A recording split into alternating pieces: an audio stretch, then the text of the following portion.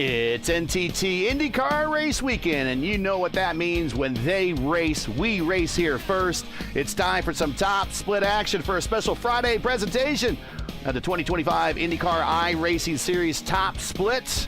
Hello again, everyone. I am Garrett Gonzo. Welcome to round two of 2025 season for the IndyCar iRacing Series for a special Friday top split broadcast presented by 4D Racewear. As we are in for a real banger today, as IndyCars are at Auto Club Speedway, and they always put on a good show of wheel-to-wheel, 220-mile-per-hour plus action at the world's fastest raceway. As always, joining me in the booth, well, not always for the IIS, just for this week and maybe for a couple other races this season, is Clindy, and also joining me in the booth is Ryan Skywalker. Guys, welcome to the broadcast. We are already done with qualifying, so opening comments, get them in there quick because we got a starting lineup we got to get in. Yeah, very glad to be here as your oval expert today, Gary. So glad to get to watch 150 laps, 300 miles here at Fontana. It's going to be four wide, fast, and furious. Hopefully the drivers stay clean on pit road, and we see a couple of different strategies, and hopefully not just a one-lane train of fuel saving. We've got two rogue racing cars starting second and third, and I know they're going to spice up the show. So, Ryan, what are your thoughts? Yeah, Auto Club Speedway, I absolutely love this track when it comes to oval racing. I was doing some laps this afternoon, and I think this race as well, I don't know if you guys agree, but I think this race could be, like Clendy mentions, it could be a race of strategy and fuel saving. And if you're towards the rear of the field, fuel saving at the drop of the flag, the green flag, might not be a bad shout. Now let's get in today's starting lineup here from Auto Club Speedway in Fontana.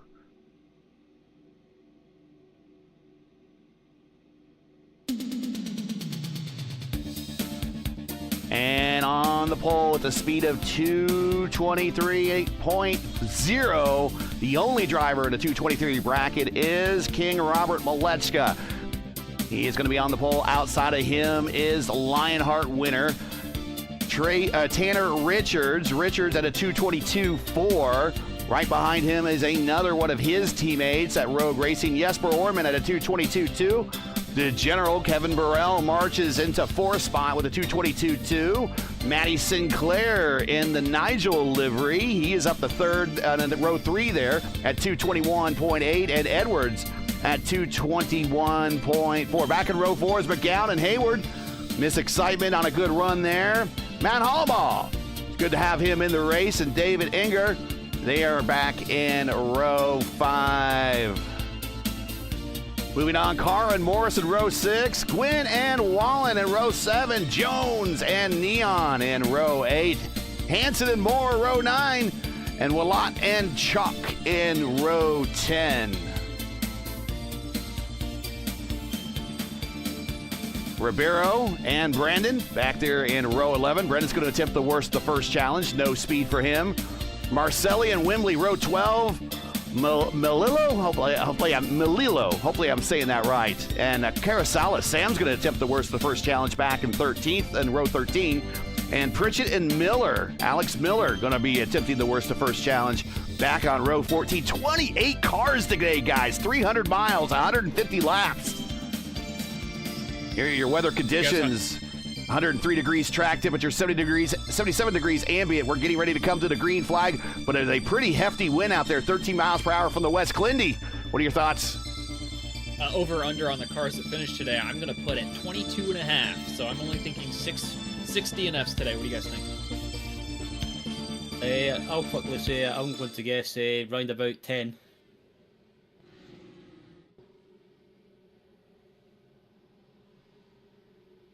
Is this going to be an old-style kart race where we have lots of attrition, or we're going to see it racing wheel-to-wheel for every single lap like when IndyCar last came here? We're underway. Green flag, round two of the IIS for 2025 underway.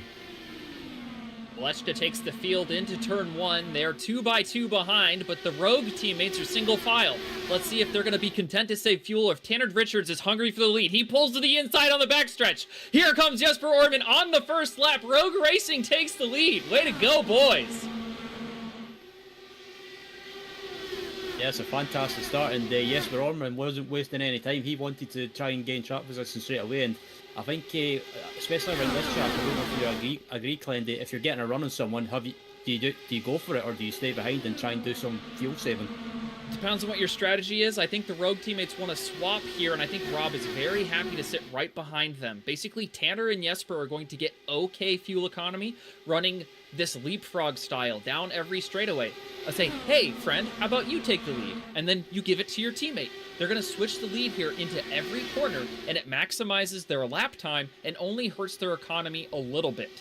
Where you see further back in the field where they're still too wide, those cars stranded on the inside line are getting freight trained on the outside, and they're getting bad fuel economy because they're breaking the wind with fewer cars, or in the case of, I don't know who that first car on the inside is, it might be Olivia Hayward, has no one breaking the wind for her, so she's getting the worst economy and bad lap time, so the worst of both worlds. Tanner went purple that lap. Harry, his car's Tangerine. It's the Tanner-Gerine car. Well, he has the purple lap. Yes, we're going for the lead. And this is going to be very commonplace. You're going to see these two swap the lead every lap of this run. And they're not going to go as far as on fuel as everyone else. In fact, they have a couple of different strategy options available to them. If you feel like the field is going to stay green and clean, it's in your best interest actually to undercut. Even though you come out one lap down with the field in front of you and putting yourself in the danger zone, you will latch on to the back of the pack and you can draft your way through the whole pack and make up however many seconds the pack is long. And right now, that's 5.5 seconds that you just put yourself ahead because you rip through these guys as they're all fuel saving after you've topped off your tank. You can't have an IndyCar race without an AJ in the lineup, and AJ Pritchett just turned the purple lap that time by. He's a little bit further deep in the field, but this just shows you how powerful the draft is here at Auto Club Speedway. Rest in peace. A shame this place is no longer around. And how fast this place is. With the draft, you go much faster than you do in qualifying, and you get to do that with this big pack because the track is so wide. You can go all the way to the top lane, put the pedal to the metal, not lift at all, and rip around this place at faster than 222 miles an hour around the whole lap. Here's one driver that's ripping the top. Started back in 28th spot, up 9 spots already. Alexander Miller. Alex up 9 spots to 19th, and he is ripping the top. Alex has had a pretty good week. He's taking the title fight to me in Horizon. Let's see if he can continue his success. He had a top 5 there on Wednesday. Let's see if he can back that up today. Very different track from Motegi in Japan, but doesn't matter when you've got a fast wheelman behind the controls. Your top 5, Orman, Richards swapping the league back and forth. King Robert in 3rd, just watching the action unfold. Burrell, the general, has stopped the march to 4th at the moment. And right behind him, Ollie McGowan in P5. Further on back, Edwards, Sinclair, Hollaball, Morris. And Morris has been turning some purple laps in this race. He's back in 9th. And Jared Carr in 10th. That's your top 10 early stages here of our 300-mile race. It's our 3rd longest race of the year on the schedule, followed by actually Gateway is our longest race of the year. And then Indianapolis, which is only 500 kilometers. That'll be our 2nd longest race of the year. This is our 3rd longest race of the IIS season. It won't be the longest by duration if it stays green. This track is so fast, and you do not lose that much time on pit road because the pit road speed is so high. I don't expect this race to last long, but hopefully it is around for a good time, not a long time. Today's race coverage is sponsored by 4D Racewear. Check out their made-for-sim racing line of gloves, shoes, and apparel. Visit them today at 4dracewear.com or click on the link in today's description. I appreciate them being our sponsors for these broadcasts all season long. All the stats you need to know about Fontana as we watch the leaders swap the lead going into one more time. This is the world's fastest speedway. The world record was set here by Jill DeFerrin back in 2003. That's how long ago that record is. 241.428 miles per hour. And to date, Fontana is the only oval in the world that has recorded an official lap of 240 miles an hour. Not even Indianapolis has done that. There have been trap speeds of that fast at Indianapolis, but not a lap speed of that speed at Indianapolis. The IRL IndyCar track record is set by four-time Indy 500 winner Helio Castroneves. In 2003, he also turned a lap of 226.7 back when IRL and CART used to visit the same facility during the same season. The fastest 400-mile race ever was held here back in 2003 as well. Sam Hornish won that race and averaged a speed of 207.151. The all-time wins leaders here in IndyCar history, Sam Hornish, Jimmy Vasser, Adrian Fernandez each have 2, with Fernandez notable because he's the only driver to win in CART and in the Indy Racing League.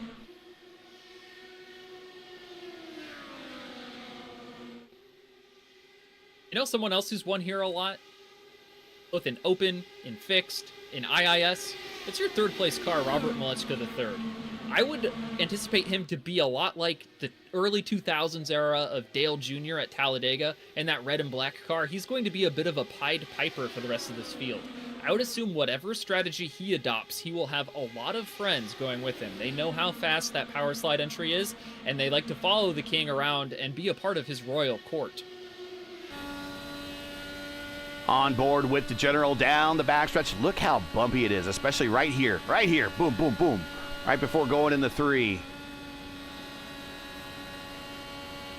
You know what I learned about those bumps this week, Gary? Is that they cause big netcode collisions. I, unfortunately, ended Rob's day on Monday night in the open race here when we got together coming into turn 1 when we were battling for the lead with 12 to go or something. So Murph gave me the opportunity to go show how washed I was.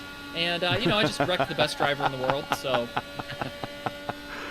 at least I got wheel-to-wheel with him, right? So down the backstretch, 226 entry speed in the 3.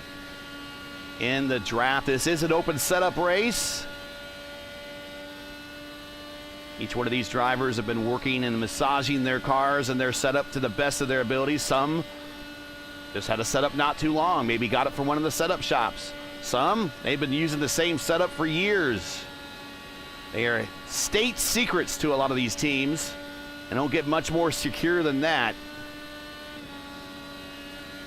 And that's something that's going to shake up pretty soon. When we get the new car model, if we ever get the hybrid weight in the bottom of these chassis, or when Dallara introduces a new Indy car, we'll have an entirely blank slate for the setups. Yeah, it's going to change the center of gravity for these cars. If you're looking to form a team or get tinkering, maybe not starting just yet is in your best interest. I mean, there are a lot of fundamentals that will definitely carry over, but it'll be an entirely new world in a few months or maybe next year. Charles Wembley goes purple that time by, a little bit further back in the field. Watching out the back of the General's car as we see him go through. Look at 3 different lines there going through 3 and 4. They have different options here on this racetrack. Very wide. You could, the car in front of you blocking you, you could go a little bit higher, get a little extra clean air on those wing planes up front. McGowan looking low. There you see 2 wide behind him between Edwards and Morris. Morris has been on the move. He's up 6 spots. Already thrown up a couple of purple laps. He's a mover and shaker right now. He is throwing luck into the wind with the green car, but he's ripping the high side at the moment. You gotta be a mover and a shaker when you're at the club, Gary. Drinks will probably be on Ethan tonight. And that was a question I was going to ask as well, Plenty. Is there any advantage to running the high line or running the top? Well, I guess you can, in clear air you can carry a little bit more speed and try and get a run or something. With everything in racing, there are pros and cons to running the top. The pro is you're likely to have clean air because no cars want to be up there. And that's because the cars in front of you, while they're providing dirty air, they're also providing the draft. It's the same thing. The draft and dirty air are the disturbance of the air in front of the car in the train, right? So the less drag on your car, the more work your car has to do to use fuel, to burn more fuel to go the same speed, right? So if you're in a big line of cars and you're running the top, not only are you going further because the radius of the track is increased, so instead of going 2 miles along the white line, maybe you're going 2.25 miles every lap. You also have to have your engine work harder to sustain that speed and break the air. So your fuel economy is just shot if you run the top with no help. You will probably run 40%, 30 to 40% worse fuel economy than the guys who are in map 5 tucked up right behind the car in front of them. But you do get to extend your tire life, and it's a great opportunity to pass. And every car likes to be on the outside down the straightaways. So you position yourself for the draft on the straightaway. If somebody happens to cut you off on the bottom, it's best just to kind of lift off and let them back in line, so that way you don't have to fight for it. Obviously, as well with these cars, as the race goes on, I would not be surprised if some of these drivers are making adjustments to anti-roll bars or even the weight jacker. Obviously, with that back straight as well, with having a bumpy section, and as the fuel burns off, these cars will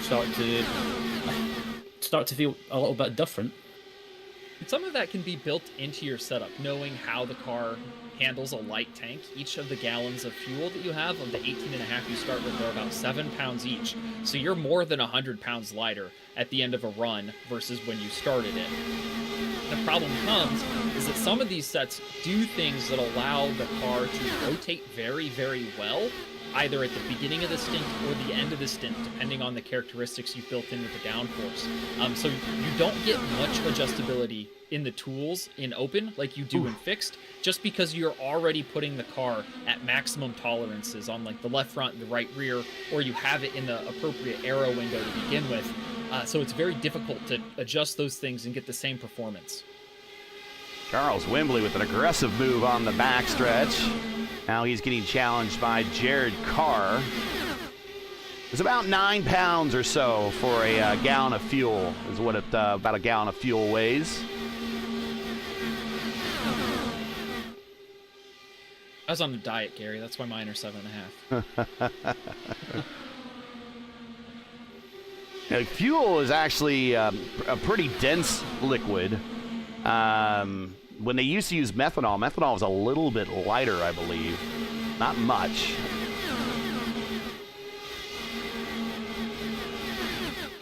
And we did get the weather conditions up there for you in chat. Someone was asking about the weather conditions. We can put them up here one more time for you. 103 on the track temp, 78 ambient. Wind from the southwest at 114 at just 14 miles an hour. It was 114. We'd be talking tornado conditions that I had rolling through the neighborhood here not too long ago, but you don't see that very often in Southern California. Yeah, they'd be going 300 down the back and 100 down the front. That'd be insane. Wembley up 10, Carosala up 10. Olivia Hayward struggling at the moment. Not sure if that is a planned move or not. She, Miss Excitement, is back 12 to 20th and has joined Alexander Miller, who was at one point up about 9, stalled out now to about 7 and 21st. I have a strong feeling that Olivia is in the rear of the field by design. She had put into chat earlier, can someone wake me up in about an hour? So I think what's getting her excited right now is a big fuel number on her dash. So wake her up before you go. Okay. I'll leave her hanging like a yo-yo. That might have been David Enger we saw there bouncing off the wall down the backstretch. Hopefully he's not damaged. And we do have I think we have a Larson livery alert. There you go.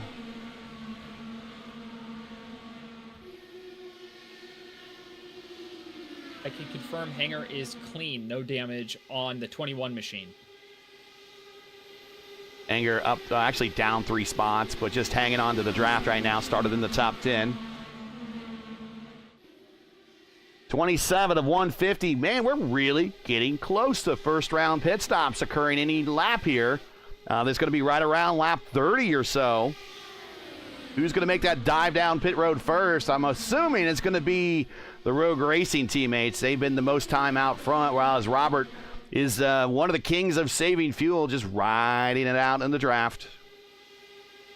Yeah, I would assume that Robert's probably saved 3 to 5 laps of fuel over Jesper and Tanner.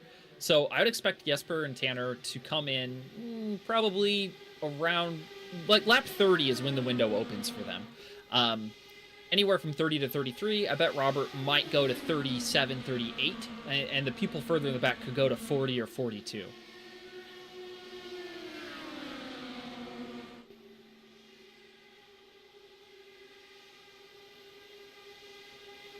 And before we get pit stops underway, if you enjoy P1's coverage of the IndyCar iRacing Series Saturday, or now Friday tap split, and respect the stream, please do us a solid. Make sure you support us by subscribing.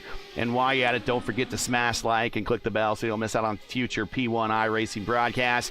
Next race for us, we're going to have Saturday off, but we will be racing here on P1 next on Sunday. LG and I will bring you the action for the votive Indy Oval Series at Pocono at 7:50 p.m. Eastern Time. Some of these same drivers will be in that lineup.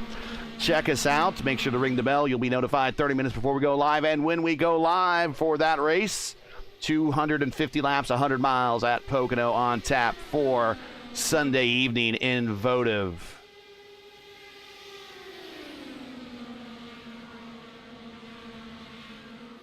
Everyone kind of tucking in line now, kind of being well-behaved. It is Orman, Richards, Malechka, Burrell, and now Ethan Morris up to 5th. Morris up 7 spots, started in 12th and clawed his way to 5th. You saw him set some purple laps as well. Kind of following him up there is we have Logan Edwards, Matty Sinclair,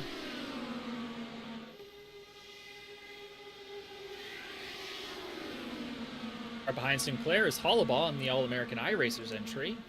Looking good in the green and blue today. OMF Foundation there. Make sure to check them out. That's a worthy cause.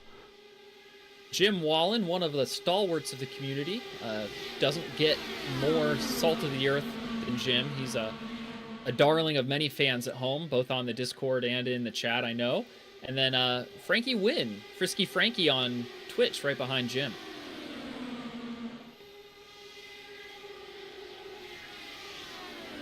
And then our Larson livery of Hansen, and now Wembley. Oh, a little close there with Wembley and Enger. And if you're David there, that's the last thing you want to see. It's like, yes, I want to be close to you to have better fuel economy and have a bigger pocket of air to run in, but I need my front wing. I cannot afford to rear end you. Wembley clips the apron just a little bit, goes up the racetrack, loses a little momentum. He's going to have Hansen with him at the start-finish line. Hansen's just going to stick in line, not going to pass. But he had to grab a little extra handful of wheel there to keep it off the wall. Shows you, one, how important it is to find clean air in the corners and how powerful the draft is down the straights. A mistake like that at a track with lower speeds and less room would make these cars be separated by about 0.8 of a second, maybe more. And here, they just suck right back up. Is that Nathan Moore? Is that one of the Williams eSport livery cars? One of their liveries? I thought it was. Yeah, Nathan Moore, I recognise him from other series and racing in other disciplines, and he was a driver of the WSR eSports for quite some time, but he left them not too long ago. I'm not 100% sure. I think that's one of the Williams eSports liveries. He might have been. He might have himself a new position on one of the teams. Also, they noticed the battery on the back there, the Duracell. I think that's and of course the opening week it was one of their cars that won in our first race that we had at Sebring. Yeah, so I believe that is a Williams E. So congrats to him for getting the call up. Yeah, I think the winner of week 1 was Jaden Munoz from Williams Esports. So, yeah, that team seems to be doing an all right job at the moment, as it looks like they've got a car diving into the pits. Tanner. That's Tanner Richards. Jesper came the lap prior, so they're going to try to hook up together at the back of this pack. Jesper's going to be just on the verge of the pack's draft when he gets up to speed here, so he's going to need Richards to come out with the same delta so they can start swapping to catch the back of that pack and make the undercut work. Old Crash Neon is also on pit road as well. Scheduled stops underway. Who else is coming down pit road?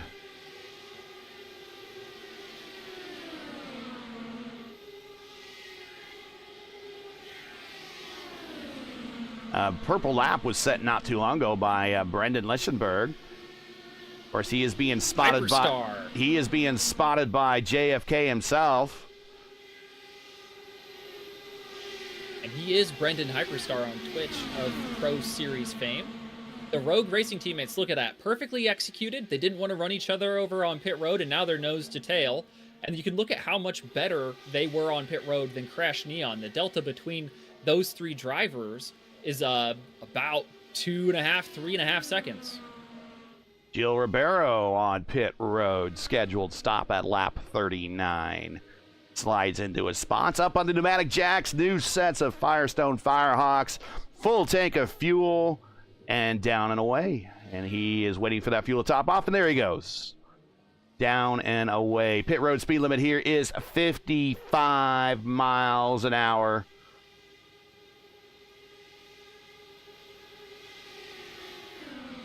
Leader now is Robert Malechka, and he has the aid of nobody to try to save on fuel. Burrell. Well, Kevin Burrell's around. I don't know if Kevin Burrell's going to get in front of him to help him out any. We'll see. Here comes Kevin. Here comes Jim Wallen to pit road. And Jim ducks down, gets down in the low groove. Now he needs to slow the car down, not get run over by the car behind him. Come off the banking, get onto the flat portion, get down to the speed limit right there at those cones. And now the long trip down to his stall. He and Charles Wembley on pit road together.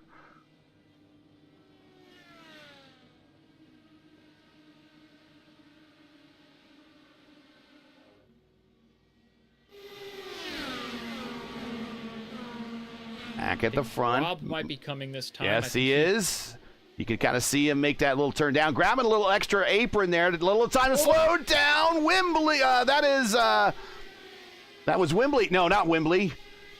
Ethan Morris. Ethan speeding Moore. on pit road. Yeah, that's going to be black flag, and unfortunately, how fast he was on the racetrack translated a little bit too much of that on pit road. He is speeding. He's going to get a 40-second hold as he comes down to a stall, and that, my friends, is the curse of the green car. Yeah, I thought I was going to end up on a big collision on pit road because, Moore just, he came flying in there. I thought he was going to run into the back of Malechka. Matty Sinclair on pit road had to slide through, back up a little bit, does hit his marks, cockeyed, comes out of the box. He is done down and away. Also on pit road is Nathan Moore. So Ethan Morris is now going to have to serve a 40-second hold, and he's only about 30 seconds into that right now, so he has another 10 more seconds before he can get released. Ollie McGowan now has picked up the lead, and I think he might be coming to pit road. Saw the car twitch a little bit as he slowed down.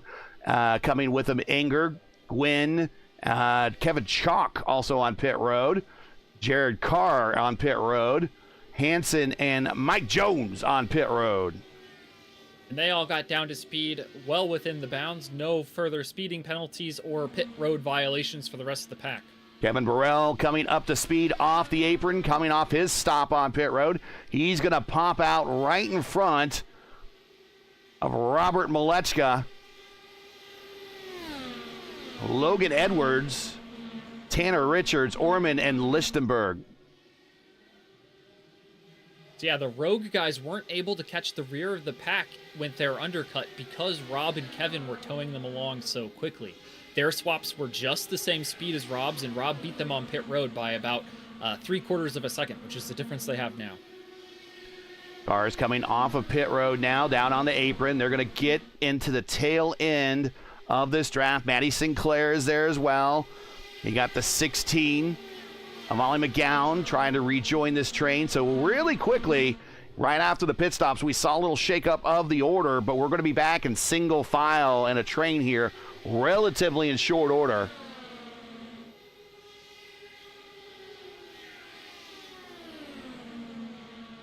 Oh, Mike Jones was given a black flag. And he that was a an black unsafe pit exit. Yeah, that had to be the exit because he is making a trip down pit road, and this is going to be this might be a drive-through, or is he going to come down and go for a service while he's on pit road anyways? Yep. Okay, so he's going to answer the call, the black flag, and come to pit road. Now the roles at the front of the race are reversed. Now Malechka and Burrell will be swapping the lead first and second, while they're going to be stalked by Edwards, Richards, and Orman. So the Rogue Racing machines will get some reprieve on their fuel tanks this run, and Lichtenberg's going to be doing the same strategy he did the first time, just kind of hanging out, flying under the radar.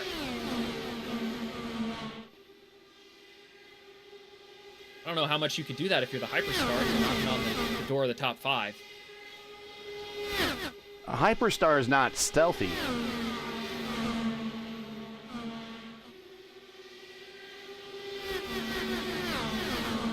When you're the Hyperstar, yeah, well, what? That's the kind of the Navy camouflage. I kind of like it actually. But when you're Hyperstar, you're going to be a big bright star, so everyone's going to see you coming.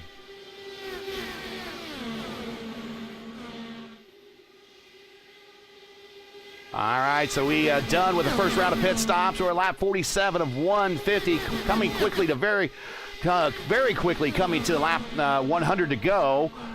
We have Robert Malechka, your leader, Kevin Burrell second, Logan Edwards has worked his way up to third, Tanner Richards and Jesper Orman in fourth and fifth, Lichtenberg in sixth, Matty Sinclair in seventh, David Enger in eighth, Ollie McGowan in ninth, and Hollaball in 10th. That is your top 10 at the moment, but still a long ways to go.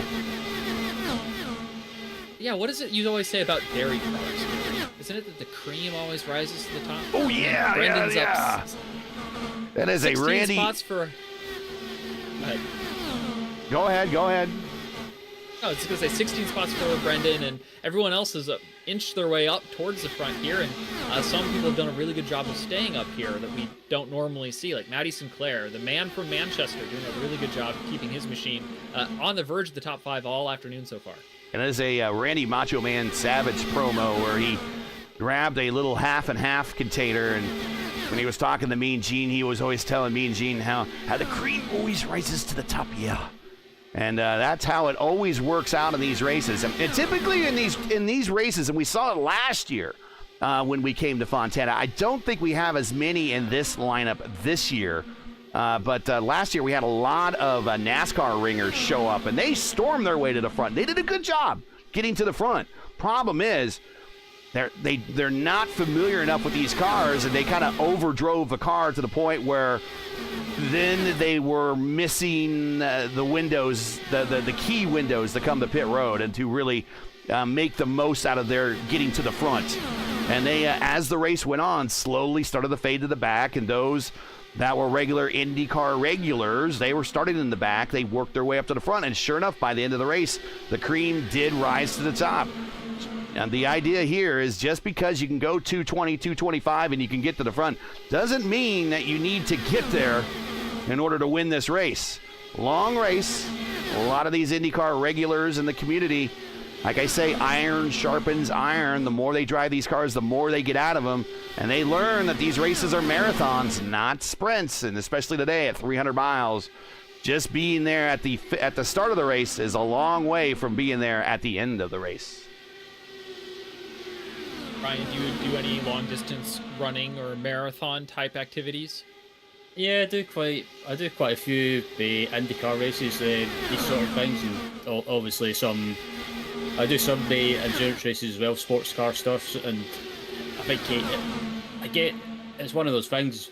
with the endurance races, if someone says to you, yeah, you have to fuel save, you might think, oh, it's a bit boring and you just want to go flat out. But if you fuel save, and when it comes to the pit stops, it can work in your favour because you're not having to add as much fuel. This battle back here for 14th, 15th, 16th, 17th, 18th, right around here. These guys, it is claws out. Do you know why that is, Gary? It's because Rob and Burrell are not swapping. Without a doubt, Robert Malechka III has the fastest car today, and that's why he's able to train these cars around. But 2 cars swapping are always faster. Whoa, This 3 pack wide into will 3. Inger in the middle, Matty up top, Ollie McGowan down low, and they make it through. For 3 rows of 3 wide going into turn 3. Triple threes. We're not in Vegas, but I'll take it. Now we're still jockeying for precision down the front stretch. Hollenbaugh having to take a little bit of action, evasive action, and go down the banking a little bit, but he's clear. But man, that was tight. Whoa. Yeah, sorry for getting a bit excited, guys. As soon as I saw it was getting a bit close to the home straight, I thought there was going to be a wreck. Oh, these guys are too good for that.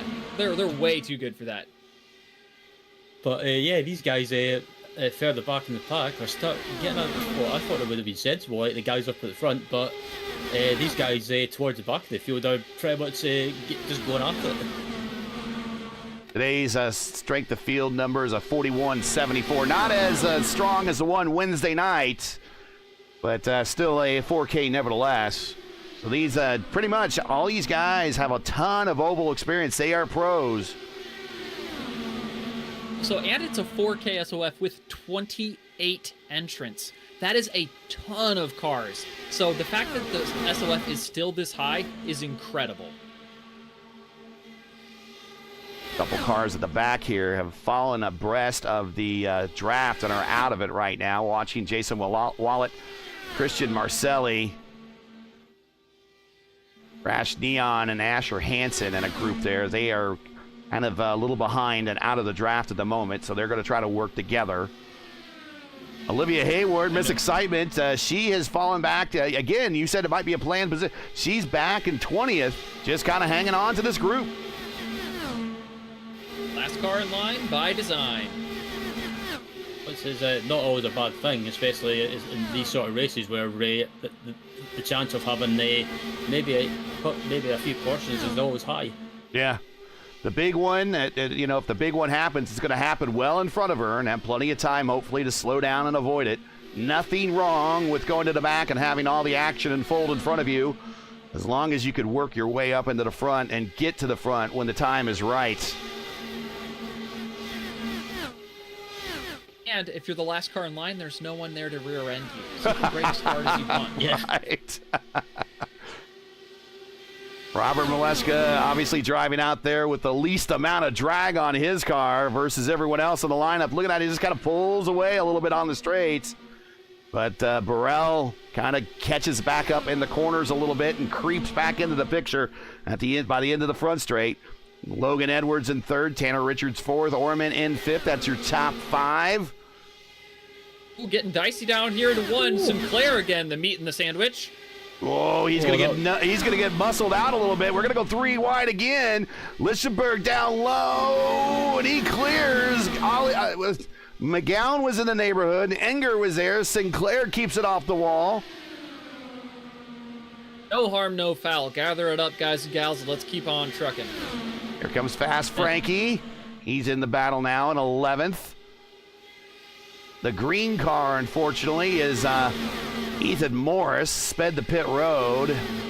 He is 2 laps down, but has a lot of pace. Yeah, and if you are a Morris fan, actually, I think Morris's best friend will be Rob Malechka. If Morris can make his way to the front of this pack, Rob would love to swap with a lapped down car. That's a car he can work with and know that he won't lose to at the end of the race if they keep swapping 1 and 2 on the track, but not 1 and 2 on the pylon. This is open setup. That is correct.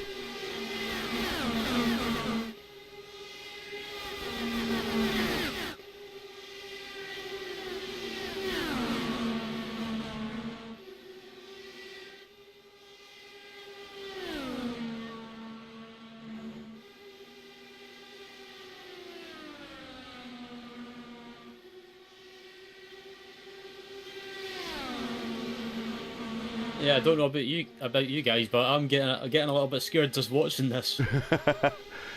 I'll be before the storm. Yeah, this is kind of how I feel about it. I think this is the calm before the storm. I think when we get into the last 50 or so, I think is when the gloves are off, the sticks are thrown, and the jerseys start getting pulled over people's heads.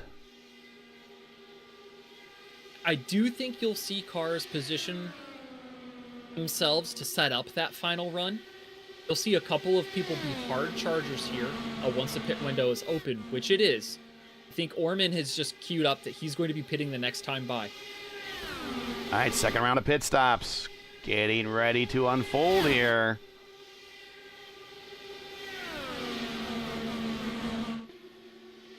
Oh, actually, he was actually commenting on the movements of the pack. He said, I can't believe there hasn't been a yellow. So I guess he's in the same boat as you, Skywalker.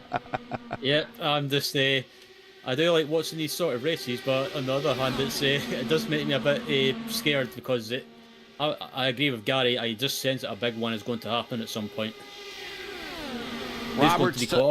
Roberts 23 laps into his stint. Kevin Burrell 22. Orman 29. Edwards 22. Tanner Richards 28.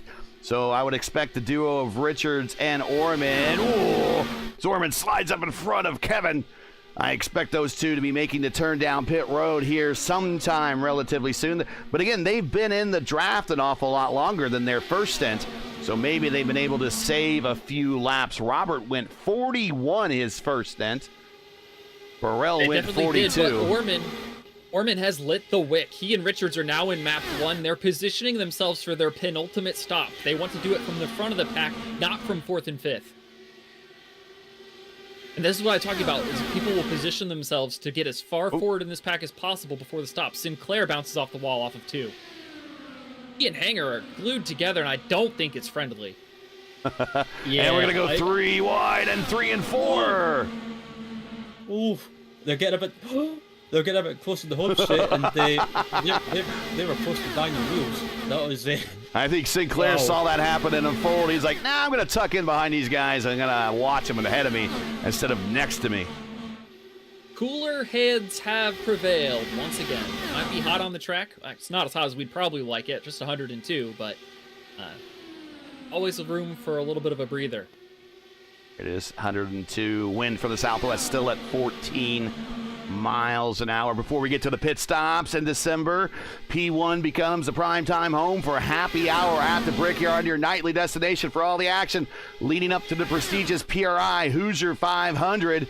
The last kiss of the bricks for 2025 starts here. The countdown is on, so everybody pucker up and don't miss a second of the action. Like, share, and subscribe to stay locked in, and we will see you in December during the Hoosier 500 presented by PRI.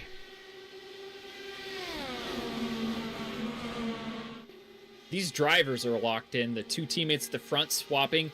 Oh Hey at the back locked in on her fuel number on the dash. And the fiercely forward teammates have found each other. They're now running 4th and 5th. Now Carousala up 21 spots. And I've got a chance to work with Carousala before, and he will admit he is not an oval guy, but he is doing a stellar job on the oval today. Started dead, almost shotgun on the field, and now he's up to 5th. 21 spots improved for the fiercely forward driver. Talk about well-rounded.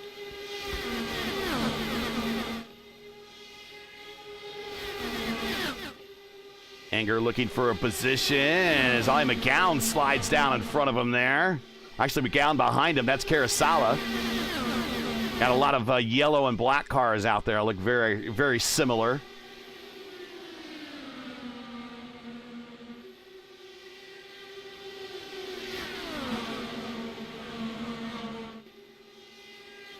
I'm going to go ahead and call, after this next round of pit stops, I think I'm going to call my shot. I'm going to say Brandon Lichtenberg is going to be up in the top 3 at the end of this next round of pit stops.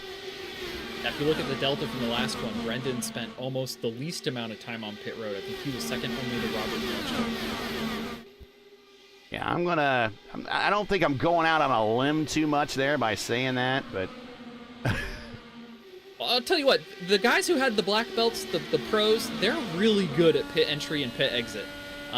It's something that I struggle with is braking. Obviously, you could watch that if you saw me at Barber yesterday. Turning right is not my forte, but you got to turn left onto pit road and jam on those brakes and not lock them up. So it's the downfall of many oval drivers being too timid to pit road, and it actually bit Rob Malechka on the IIS race on Wednesday. He tried to take too big of a bite out of the apple and sped by just a little bit on his last stop. Yeah, and it's happened to real life drivers as well, especially it wasn't this track, but Scott Dixon. I can't believe what year it was at the Indianapolis. It was a couple of years ago. Yeah, I think, he or was dominated the day, and on the pit stop where it mattered the most, he sped coming to pit road, and that cost him the race. And speaking of the strategy up front, that is Ethan Morris. He has worked his way up front now. Robert's not there, but Tanner is, and Tanner's going to let him go. I'm telling you, these lead lap cars, they don't care. He's 2 laps down. What's he going to do? Get 1 lap back? Great. He's not going to win the race 1 lap down. He's just going to break the air for me. Give me a great fuel number and let me run fast laps if I want to swap. There is no downside to having a lapper pass you when they've got this much pace. Yeah, I just let Now, him next time. Yeah. Next time, they may not be so friendly. When he's coming back to be on the lead lap, that's when he's a threat. Oh, Fast Frankie. A little bit of a kiss on the wall coming off a 2. Vito's car's bobbing and weaving down the backstretch. We'll get another shot here. But it's extremely bumpy. And if you're on a direct drive wheel, for example, going over those bumps, from my experience of racing IndyCar, these IndyCar races on a bumpy track, on a direct drive wheel, it feels like your arms are being ripped off.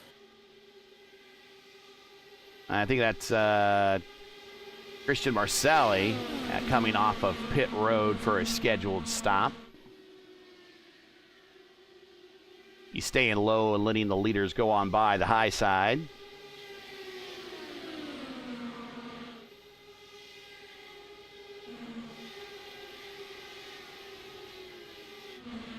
We are still expecting leaders coming to pit road anytime. 39 laps for Richards, 40 for Orman, 34 for Robert Malechka, 33 for Burrell and Catarasala, the teammates, 32 for Inger. We're going to go 3 wide, 2 teammates, and a lapped car. And Jesper flashes the dirty air at Ethan. A little bit of a 3-car tandem where I think the Rogue teammates are just positioning themselves to be able to get to pit road without tripping over Ethan. And that was going to bring onto a question as well, Clendy. With the 2 teammates being together, is it worth pitting one of the teammates 1 lap early so they don't trip to reduce the risk of not tripping over each other? Well, and that's what they did last time, but they're coming time. together this time. Yep, and they are both down to the 55 miles per hour at the cones. If you're not familiar with IndyCar racing, they do have speed limiter buttons that they engage before hitting those cones, and then they don't exceed the speed limit. Those that exceed the speed limit typically push their luck a little bit. No whammies, right? When they come to that line and they exceed the line doing more than 55 miles an hour, that's where they get the black flag. But these two both coming down pit road, both into their stall on their marks. And Robert Malechka on pit road along with Burrell and everybody else. These were the cars towards the front of the field that had to push a little harder to maintain that pace and didn't quite get the fuel economy. You'll see drivers like Olivia Hayward, Jim Wallen, and Matt Hollabaugh stick out here a couple laps longer. Lichtenberg, too, still on the racetrack. Enger with 2 cars in front of him that he's able to use the draft off of. That's Logan Edwards coming to pit road just behind. Lichtenberg now up to 2nd, McGowan in 3rd, Chalk in 4th, Hollabaugh in 5th. A couple of those names we just talked about. They have been able to keep the wick turned down so they can save a little bit on the fuel to make this run a little bit longer, possibly close to their next to last stop. I don't think anyone can make it to the end from here. No one can do that. But I think we're looking at one more stop very close to the end. Here comes Brendan to the front.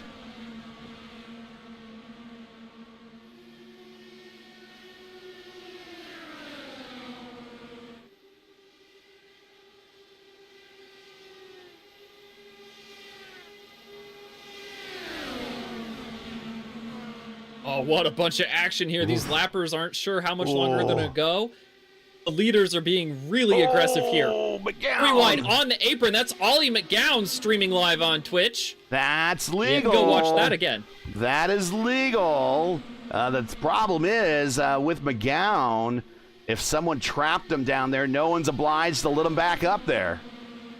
And there's a cone. The cone will break your front wing and give you a penalty if you hit it.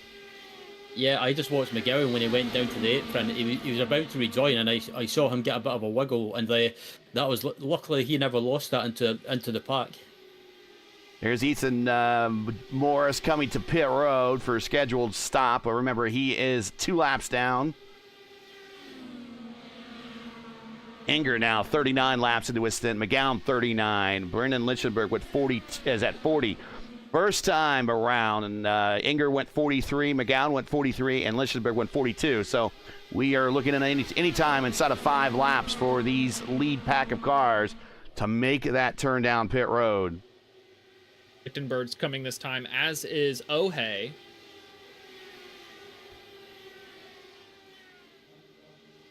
Olivia Hayward worked her way up to 9th now. Miss Excitement.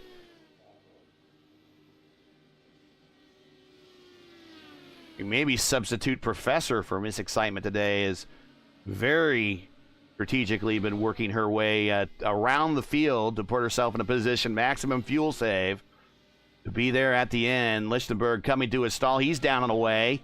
Service done. Probably looking at one more stop after this. Now the slow crawl all the way down pit road at 55 miles per hour. Right there at that cone. Boom. Come off the button. And now try to bring your car up to speed best you can on a very narrow and slippery apron. And this is where he's really got to hustle. He's got plenty of time in the bank, so he doesn't need to push it too hard. He's going to come up with the leaders right where he had planned to, but if you look not too far behind, on the same strategy was Olivia Hayward. She's going to have to push really, really hard to catch the draft of that lead pack, and she has no help.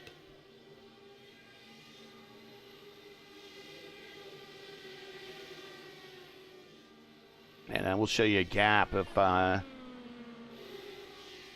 she's 2 seconds behind, so she's out of the draft envelope. So that is not good for Olivia. You need some help here, and there is a car coming on the racetrack right around her. That is AJ Pritchett. Maybe she can work with AJ. You know, AJ has some pace. He set a purple lap a little bit earlier in the race. Now these super savers who are still on the track, Hollabaugh, Chalk, Hanger, McGowan, just came off of pit road, but Hollabaugh's still on the track, and he is right in the wake of Asher Hansen. I think Hollabaugh's lap times have suffered here, saving by himself, but the yellows come out. On the racetrack. Where are we at? That looks like, I think it might have been Alexander Miller.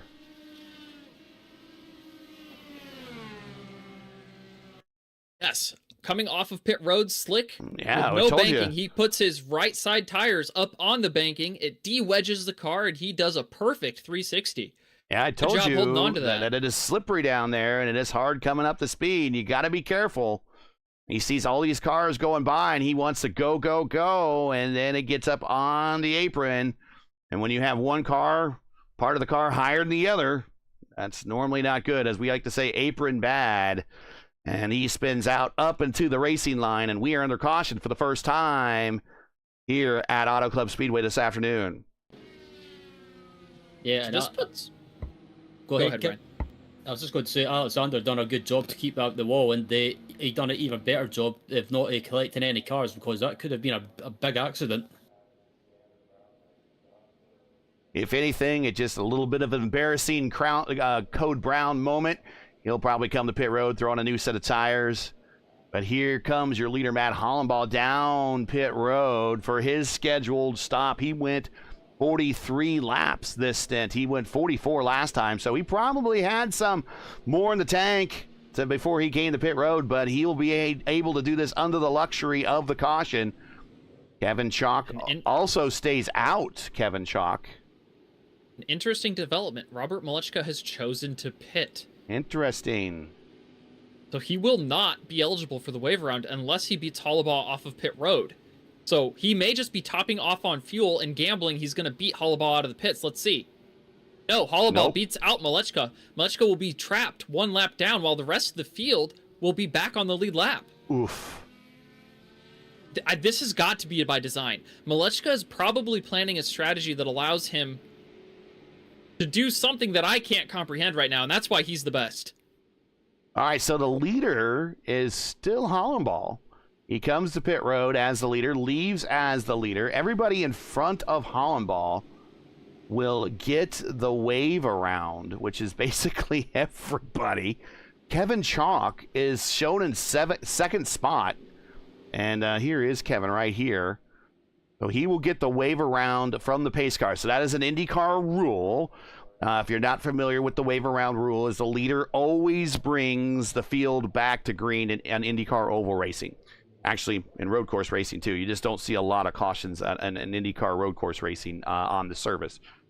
But on oval racing, yes, for sure. The leader always brings the field back to green. So all the cars in front of the leader are just simply waved around the pace car.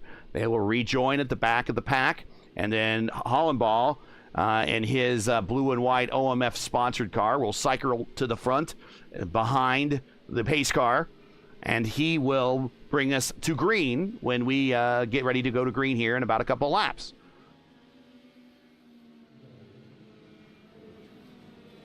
I have an update from our king, Robert Malechka III. King has grown complacent and lazy. He did not realize he was still one lap down. Ooh.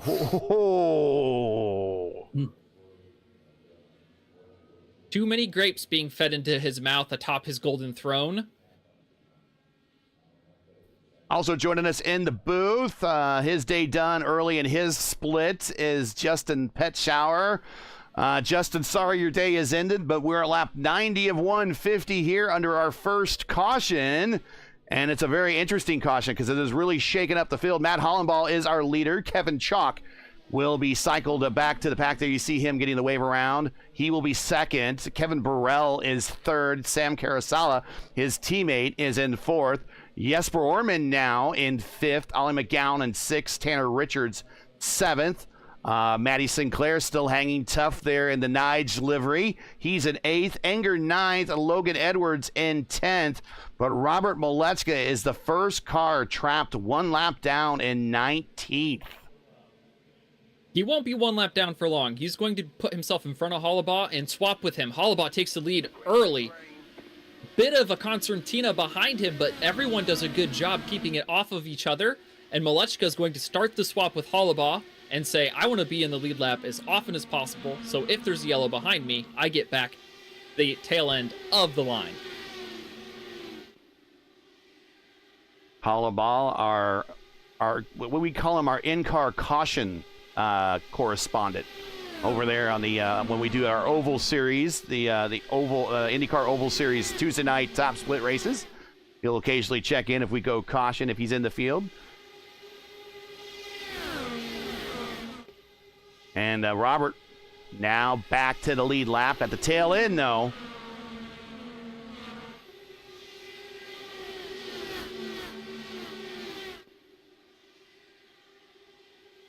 You have a mix of cars around the leader. In fact, the second place car, Chalk, is a second and a half back. There he is. He has all of these lap cars in front of him. Hansen, McCrelly. Hopefully I'm saying that McCrelly right. Christian McCrelly. I think I might have said Maselli last. Sorry about that. Again, if I mispronounce your name, just hit me up in our P1 Discord link.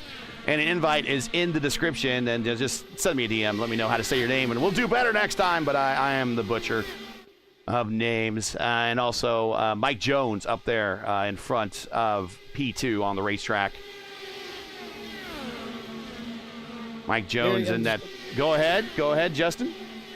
I'm just gonna make it quick because I'm really ticked off at one person from Split 2.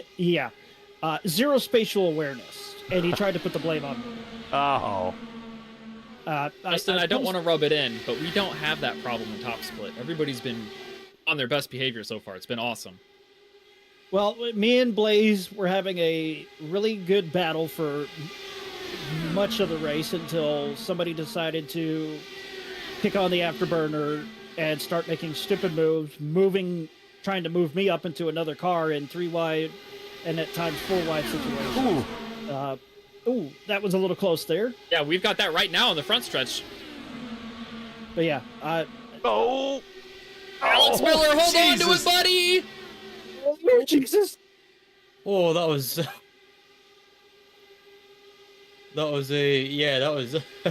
I got a bit tense watching that.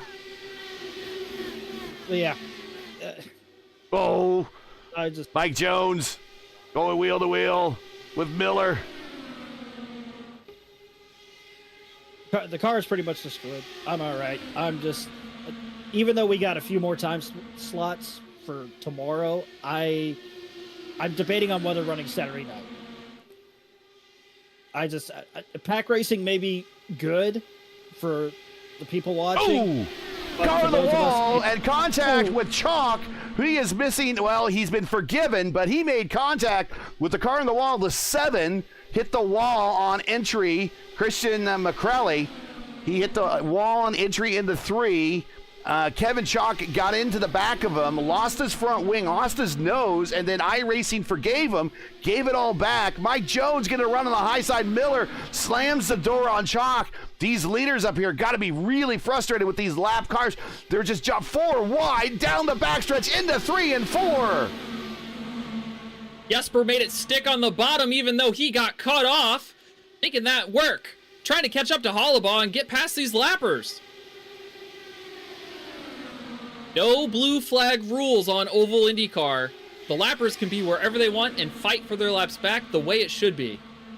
Orman has gone to the bottom. He's like, everybody's going up top. Down the bottom is clear. I'll got the car to rotate, and I'll be able to get the clean air down there. So he is able to avoid a lot of the shenanigans going up high at the moment, and he's underneath our leader. Our leader's stuck behind wall in another lap traffic. And he's going to grab onto the draft of Malecka and pull himself to the lead. New leader. And we're going to go 4 wide, 3 wide now into turn 1. And he goes on the high side over Robert Malecka. Jesper Orman, our new leader. What a power move from the Swede with the speed. Looking to keep King RM3 1 lap down. Yeah, this is fantastic stuff. And yeah, it's like you've got lap cars involved as well. And it's probably frustrating for these drivers up at the front, but like Clendy says, there's no rules to stay. Trouble, 4 cars involved. We have Lichtenberg in there. We have both of the fiercely forward cars in there. That was big. That was a big one. Tanner Richards has lost his front wing. I think he'll be able to continue. And I think it starts around Christian McCrelly. It starts in his neighborhood. And I think he goes down. He touches one of the fiercely forward cars. And, Tanner's done. That's a big hit. He had nowhere to go. Miller's in it. Fast Frankie he gets tapped, but I think he avoids it. Logan Edwards somehow drives through the middle of it.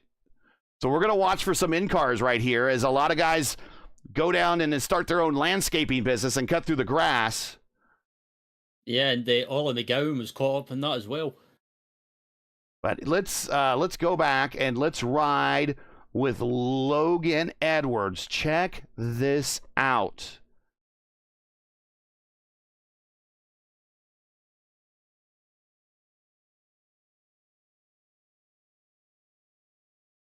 Good. Everything's around him, and there's got to be some damage somewhere on that car. I'm sorry. I'm sorry. There's too much netcode going on there. Wow. Wow. Whoa. That was a... Well, that was... He might have some slight damage because he tapped one of the cars as they were going by. So, but... Wow, that... Watch this. This is at full speed. I mean, just how do you act the closing rate? And you got this car bouncing in front of him like a basketball.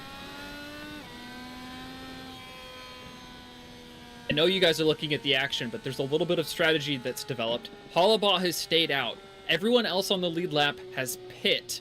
And then Rob Malechka got the wave around, which means he cannot pit. So he's going to be at a fuel and tire disadvantage here till the end of the race. I believe Jesper Orman, if he max saves as the first car on the fuel, he will be able to come within 5 laps of the finish. So either another yellow at the end of the race or a splash and dash right at the end. Showing Richards, Sinclair, Burrell, McGowan, and Miller, all with meatball flags at the moment. And we were talking about that. Go ahead. Go ahead, yeah. No, go ahead. Continue. We were talking about it not too long ago. How long would it be until the big one happened? And that was a very much a 5-6 car incident. Right now, a number of cars still on pit road with extended service trying to get repaired. Others have come to pit road as a strategy move. There we see a car in front of the getting around the pace car for the wave around. We're going to go green next time by. Lights are out. We're riding with Hollabaugh, and you can hear him clutching and coasting. So he's trying to save as much fuel as possible to make it to the end. He is currently 13 laps into his stint. He went 44 last time. That puts him to like 134. That's 16 to go. So he has the option to either cut it in half and get the tires early or stretch out the fuel as long as it can go and hope to get a yellow to not lose that lap. He's not going to have any friends to come in and swap with him to do the undercut. So doing that by yourself is a recipe for disaster. And we do have a bit of a strung out field, so we will let you update you here on the order that we're coming to green very quickly now. It is Hollabaugh, our leader. Then 2 cars back is Jesper Orman. Orman's going to have Wallen and Morris in front of him. That will be that he needs to get around before he can even get to Hollabaugh. Morris has had pace all race long, so maybe he could work with Morris and get up there. Then behind him is Mike Jones and Hansen, and then 3rd place, David Enger. Then Fast Frankie Gwynn. Then Jared Carr in 5th. Crash Neon, who was at one point out of the draft. He's in 6th. We're starting to concertina a little bit. And we're back up to green here. As long as he could. I think he's worried about that fuel, because if he had a stack up here that causes a yellow, he can pit and probably make it. Nathan Moore in that Williams eSport entry. He's up in 8th. Logan Edwards 9th. Jason Willott 10th. I think Jesper wants to get to the front and work and try to have these lappers insulate him from the rest of the field. That was his strategy before the yellow. Let's see if he executes it again.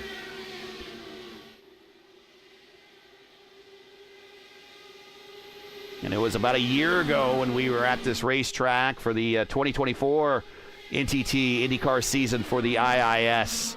And Jesper was in the booth with us for that race. So from the booth to P2 on the racetrack a year later,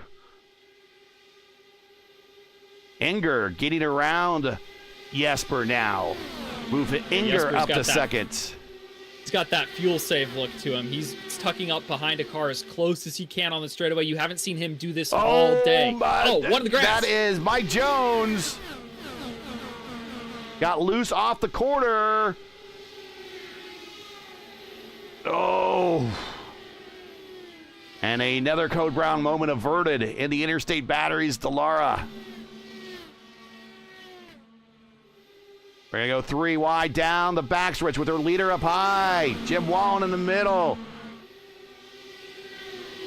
Ethan Morris down low. Fast Frankie Gwynn now, P2. Jones spun off of turn 2 after trying to recover from the apron. Risky Frankie moving to the top.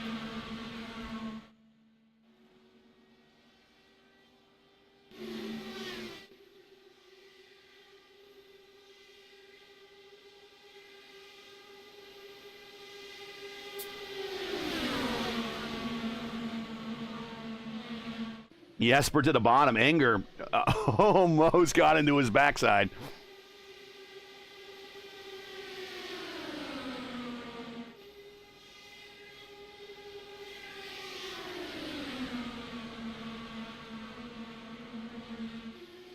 And we're recovering here in the booth as we're getting down to the final 50 laps now. Actually, final 40 laps of this 300-mile event.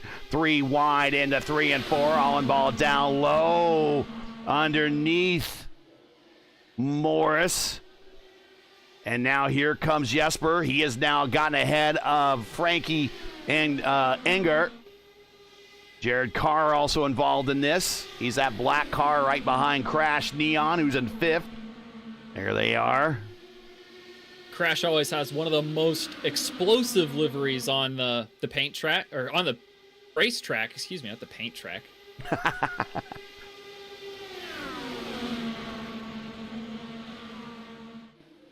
It is Hollenball, Gwynn, Orman, Neon, Enger, your top 5. Carr, Chalk, Carasala, Jason Wallet, and Logan Edwards. Oh, Crash takes evasive maneuvers, pops out around.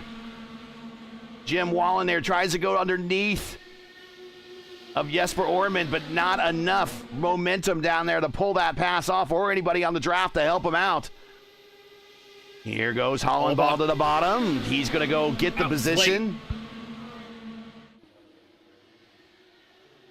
Ethan's probably wondering why he's got mirrors if he can't use them. Make a move that late, there's nothing you can do.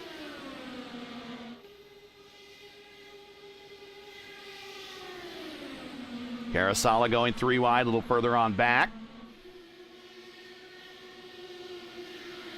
Still 3 wide contact. There it is. They're spinning off the corner. That is only one car. One car.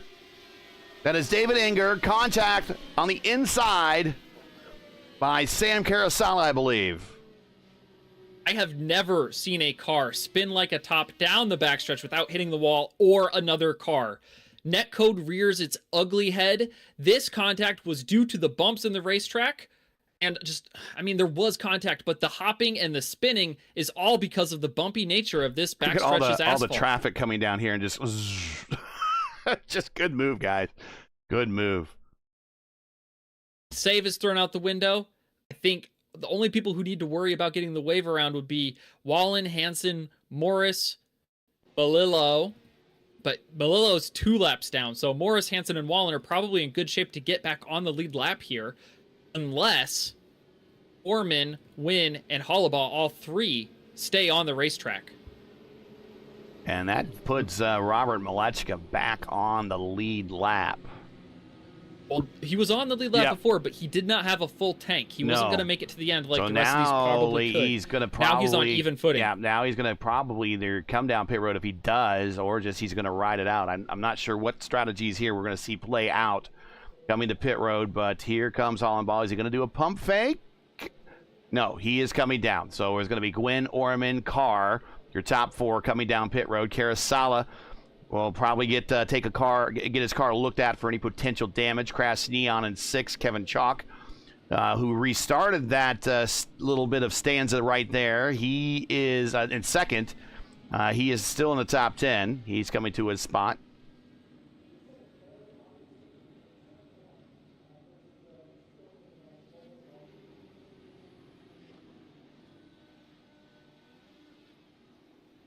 Guys, do you remember what my over-under was for cars that didn't finish the race, DNFs? I don't remember. It was 6.5. We have 5 right now. You're close to the number. Hold on, it's 6 if Hanger doesn't get going again, and I believe his right rear was broken. So 6 is the break under. If we get one more, we hit the over. All right. We should talk to DraftKings, Gary. See what they want to do. Get in on my action. Matt Homball comes on pit road, comes off pit road as your leader. Jesper Orman is second. I thought Frankie got him at the line, but iRacing is giving Jesper the position, so move Jesper to second. Fast Frankie Gwynn, he is in third, giving a good show to everybody watching on his Twitch channel. Jared Carr, who we've been watching as he's been slowly moving up through the field. He is now in fourth spot. He's up 7 spots from where he started today. Karasala, apparently there was no damage. He was on and off pit road in 7.9 seconds. He is in fifth. Crash Neon up 10 spots to sixth. He is currently just outside the top 5. Kevin Chalk started the last restart second. He is now 7th. Right behind him is Logan Edwards, who missed just everything on that 2 cautions ago. He doesn't appear to have any damage, at least none that we know of. He is 8th. Jason Wallet is in 9th. Nathan Moore in that Williams eSport entry, he is in 10th. Brennan Lichtenberg somehow is repaired, and he was involved in one of those incidents early, just a few laps ago. He is repaired and back rolling, and also on the lead lap, joined by, probably he's working with him, is Robert Malechka. Robert's now in 12th, should be good to go to the finish. AJ Pritchett, he is in 13th right there. Chris Wembley back on the lead lap in 14th. Oh, hey, Olivia Hayward, Miss Excitement in 15th. Maddie Sinclair 16th. Jim Wallen in 17th, back on the lead lap. Asher Hansen in the Larson livery, 20th, 18th on the lead lap. Ethan Morris, he has clawed his way back to the lead lap. That's going to be interesting to see if he can storm up through the field and get back up to the leader. We know he's been fast all day. He's 19th, and he's the last car on the lead lap. We're going to green this time by, bringing the tree back to life here. And it's going to be full burn, full blast, 4 wide here all the way to the finish. Hollabaugh is going to take him to green. Clean, and in one line, here we go, a dash to the finish.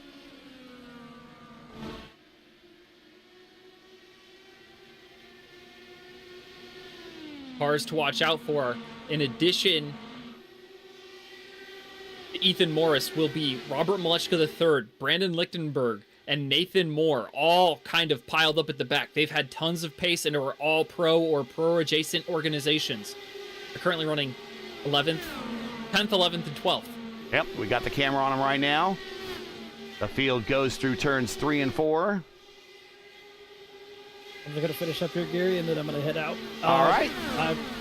I just... At least we got 3 weeks to cool off. Because Long Beach is going to be even crazier than this. But yeah, now you know why, as much as pack racing is fun to watch for the people at home, it's not fun for us on track. It literally, it brings out the crazies.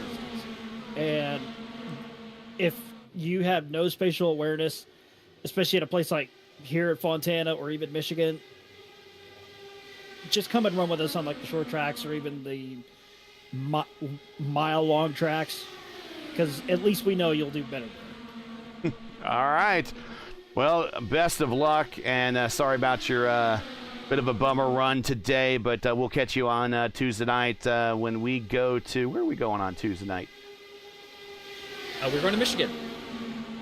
Uh-oh. Michigan, but at least you get to watch from the from the booth this time. So have a good weekend, man.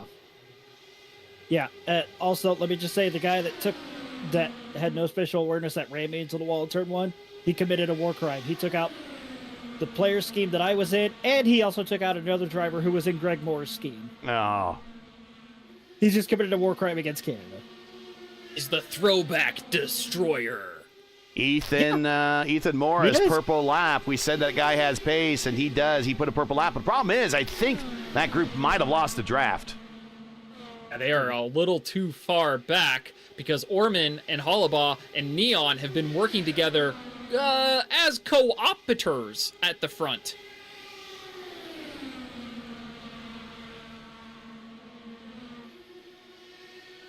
Not a happy Justin Petschauer. But I would imagine there's also some, crash Neon in the wall, bouncing off it down the backstretch. That's got to be some damage there. He's riding up high. He's lost a lot of momentum. Evasive maneuvers as cars made their way around him. If Neon has damage, it is just a small wrinkle in the floor. He should be able to keep up. Oh, car in front of him up in the wall. That is Jason Carr missing a wing. So that might have occurred around Crash Neon. So he is falling back through the pack. He's got to come to pit road. I mean, he doesn't try to hang on. He might. Yeah, he might. He's not getting a meatball. He's not getting that. He doesn't have to come to pit road.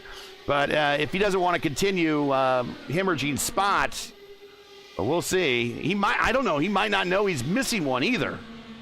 Whoa, oh, he does. There it is. Oh, Contact. maybe he didn't. And we're cautioned, and he did not know he had a wing gone, and Asher Hansen ends up getting the the sharper end of the stick on that one. I think Hansen's only missing his rear wing now. Oh, he's got suspension damage now. Oh, he couldn't hold on. Without the downforce of the rear wing, Hansen couldn't get going, and we have hit the over. We now have 8 cars out of the event. Now, I don't think he could see it that he was gone, at least from my view here on the roll bar. We're going to watch. You can feel it, Gary. If you've raced this car more than once, as soon as you go into the corner, the car feels like it doesn't have a right front tire anymore. It just shoots up the racetrack, and it happened to him in 1 and 2, and in 3 and 4 the lap before. The fact that I think he entered on the top, and Asher was also there, and I thought he was going to give him more room, but I guess he thought he was fine, but obviously history has shown otherwise. And again, if you have a little bit more experience with the cars, and I don't know Hansen's or specifically Carr's experience with the car, but you should be able to feel that. And he wanted to either stay out there and try to rough it out, but ended up a bad move. And then the bad move caused us to go under caution one more time here at lap 120 coming to we're on 121. And who we got coming down pit road? Okay. Everybody's coming down pit road, basically. Yeah, I had a feeling that some people were going to come down pit road and top up. So I believe from here, I think they should be able to make it, or they might have to fuel save slightly. No, they didn't have to. Before it was just a slight save. Now it's a full burn, full push situation. Okay, so pretty much they could run map 1 if they wanted to. Well, they're going to. There's no reason you wouldn't want to now. I was going to say they could run map 1 and not have to worry about it, but it's pretty much what I was trying to get at. So it's pretty much, after the restart, I think don't be surprised if you see most of these guys starting to get their elbows out. But apologies there, Ryan. I didn't mean to cut you off. Just, race car drivers love being fast. Yeah, that's what I was going to say, but I think on the other hand as well, that's a question as well. When it comes to the end of the race and you're in with a chance of a win, do you want to be in second place or do you want to be in front? At this point, I guess it doesn't really matter. Yeah, I think I want to be up front, but at this point, I guess it doesn't. As long as you're still in the draft at this point, and with 29 to go, still a long time. Yeah, and I've got a feeling that we might have, with 29 laps to go, I believe, I have a feeling that we might have a couple more cautions. Just because of how feisty everyone's getting now. And once again, if you're just joining us, you're watching P1's coverage of the IIS Saturday Top Split, but a special Friday presentation presented by 4D Racewear, coming to you from Auto Club Speedway in Fontana, where Sam Carasala is your leader. We have 29 to go. Thanks for joining us. Make sure to smash the like button, subscribe to the channel so you don't miss out on the next race. Also, don't forget to donate to the broadcast. The link is in the description. We do this for free on behalf of the IndyCar iRacing community, or the iRacing IndyCar community, rather.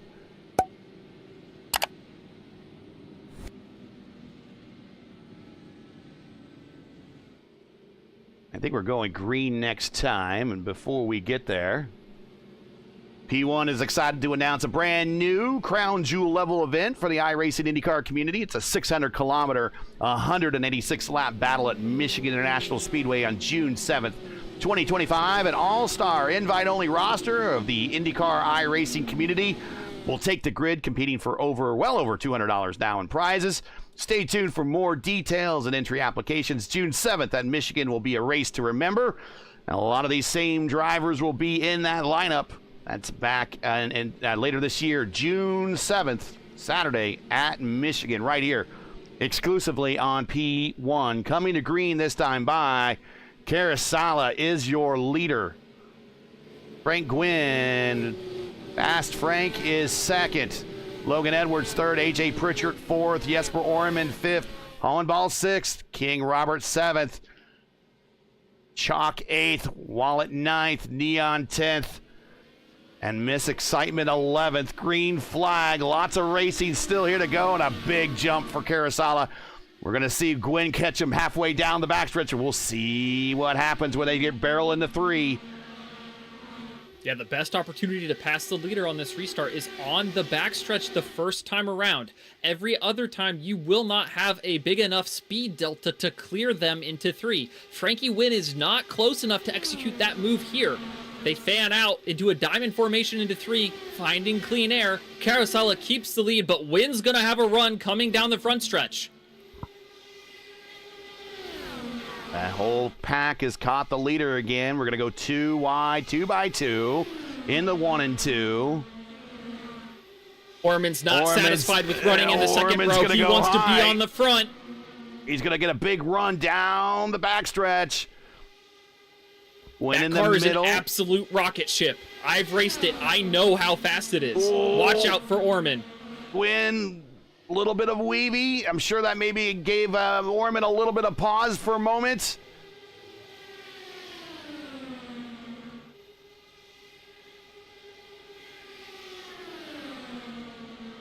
Here comes AJ Pritchett there in the number 23. Snap-on tools, Delara. Comes Frank Gwynn to the inside. Jesper with a big aggressive move down to the bottom. Watch the apron. It's in play. If Carousala doesn't protect it, Orman will go there. 3 wide at the line. In the middle is Hollaball. Now we're going to go 2 wide for the lead. 3 wide for second and third. And Dunn sitting on the throne is King Robert. He's got his armor on. He's on the horse. He's leading his troops into battle on the front lines. Yeah, this was an Indy fixed race. That would have been a disappointing finish for him, but this is IIS 100% length races. This is what a 100% length race does for you. You just need patience. And check this pack going into the turn 1. This is crazy. I've seen 5 wide here. 3 wide's child's play. Here's 3 wide down the backstretch for the lead in the 3 and 4. Going to go 2 wide, 2 deep behind the leaders. Leaders fan out. 5 different lines going through the corner. Hollaball goes to the bottom, tries to guard against passing on the high side and the bottom side. There was a little bit of an arrow block and the pull to the bottom to bring that bottom line along. Here comes Pritchett AJ. Plugged the hole that Malechko was That's looking exactly back what I was getting ready to stretch. say. AJ now gets in the draft. The Hollaball, he goes to the high side. He's just not going to have the momentum to pull that off. See if Hollaball can convert his long stretch overcut that got him the lead from that timely caution into a win here in the closing stages of Fontana. We're down to the last 20 full laps. Robert Malechko III looking on the outside. Now the top car on the outside line. And then he has a run, and we know he has the pace. We're going to go side by side down the backstretch. Clindy, last night was our 100th broadcast of the Elite Racing League's Warriors for Peace IndyCar Series. Actually, their 100th ever broadcasted race of their series. And, of course, last night that was Adriano Pinheiro that won that race. Do you know who won the first race of the Elite Racing League's IndyCar Series? First ever race? Was it Robert Malechka III? No, it was Matt Hollenball. Matt Hollenball is the winner of race number 1 of the Elite Racing League's Warriors for Peace IndyCar Series. We had race number 100 last night. That was won by Adriano Pinheiro. Matt's a former defending series champion there. He won the inaugural season championship. And we could see, as ERL's celebrating their 100th race, a big win here for Matt in that OMF Dallara. But right in front of him is Malechka and Jesper, and right also with him is Kevin Chalk. These guys are going to say a big say in how this win's going to come out. Malechka and Orman both have so little drag in their cars. They're able to slingshot by each other on the back straight and clear each other on the outside line. This is incredible. 2 Titans with absolute rocket ships trying to get to Jupiter first. Oh, Jesper thought about going to the apron. Hollabaw's not done yet. He wants to make the poetry rhyme. Win the first and win the first oval IIS of the season. But check out P6 on the high side. The green car is making a return. The real worst to first. Ethan Morris has been languished and trapped 2 laps down. He's fought all the way back, taken 2 wave rounds, earned a lap back under green. A real Bill Elliott or Jacques Villeneuve story here. I prefer Jacques Villeneuve. Yeah, I would go with that. It's Malechka, Hollaball, Orman, Karasala, and Ethan Morris, your top 5. But, man, that top 4, the number of IndyCar starts that 4 has wrapped up underneath and on their resumes, we're into the hundreds of starts. Not thousands of starts yet, but hundreds of starts. Add them all up, they might be 1,000 starts. I'm pretty sure it is 1,000, Gary. I have 1,200 starts in the IndyCar. Maybe hundreds of broadcasted events. That's probably right on the money. Orman goes to the bottom, right behind King Robert. They're getting those cars to rotate very well on the bottom. Problem is they can't stray very high because there's cars right above them. Now it's Matt, it's Robert, it's Jesper. Matt to the top side. He's going to get a lead right here. But Robert in the middle of the corner just so much faster. Tire situation on these cars, 14 laps. But Karasala, because he stayed out, is at 24-lap-old tires. He might not have the grip in order to joust with these guys as long as he might like to. We're going to see how well he can. Here comes Brendan Lichtenberg.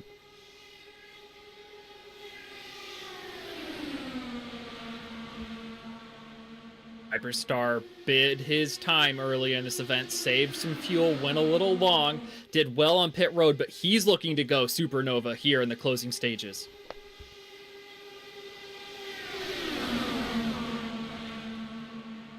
Well, when a star normally goes supernova, it gets really big, and it absorbs all the planets in the system around it. So we don't want him to do that big of an explosion, but we do want to see some bright lights and some excitement here late in the race, and he's bringing it right now to the middle, 4 wide at that point, but he has now brought his car up to P4, up 18 spots, but that's just not indicative of the type of day he's had. To the front, to the back, to the front, to the back, number of times, included in an incident. He is repaired, but there's 3 wide in front. Ethan Moore way up high. Ethan Morris.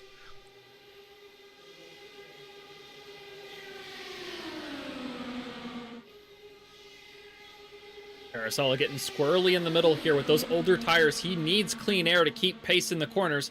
Really good job backing up that corner. He's sliding out on exit. He gives Pritchett enough room. They're going to split him 3 wide down the back, but he's got a train of cars, the biggest in the middle. kind of the evolution of the lines. The bottom is the fastest through the corners, but only for the leader. So you'll see a lot of cars migrate to the middle and the top for the straightaways to have the extra run out of the corner and the bigger line of cars in front of them to tow them along. The top 16, you could throw a blanket over them. That's what you see. Top 16 on the tree. The top 16, 1 second separating the leader from 16th spot.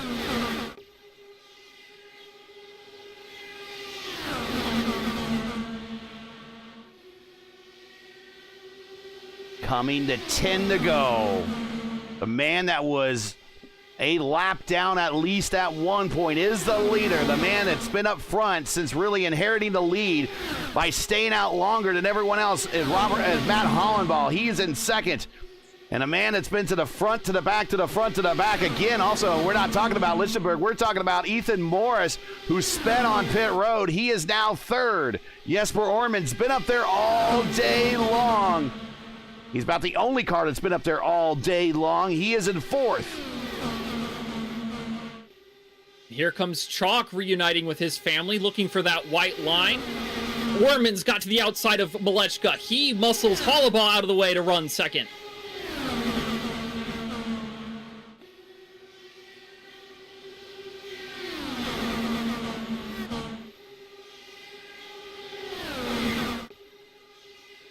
Look at the bumps. Look at them bobbing and weaving down the backstretch. All the bumps there.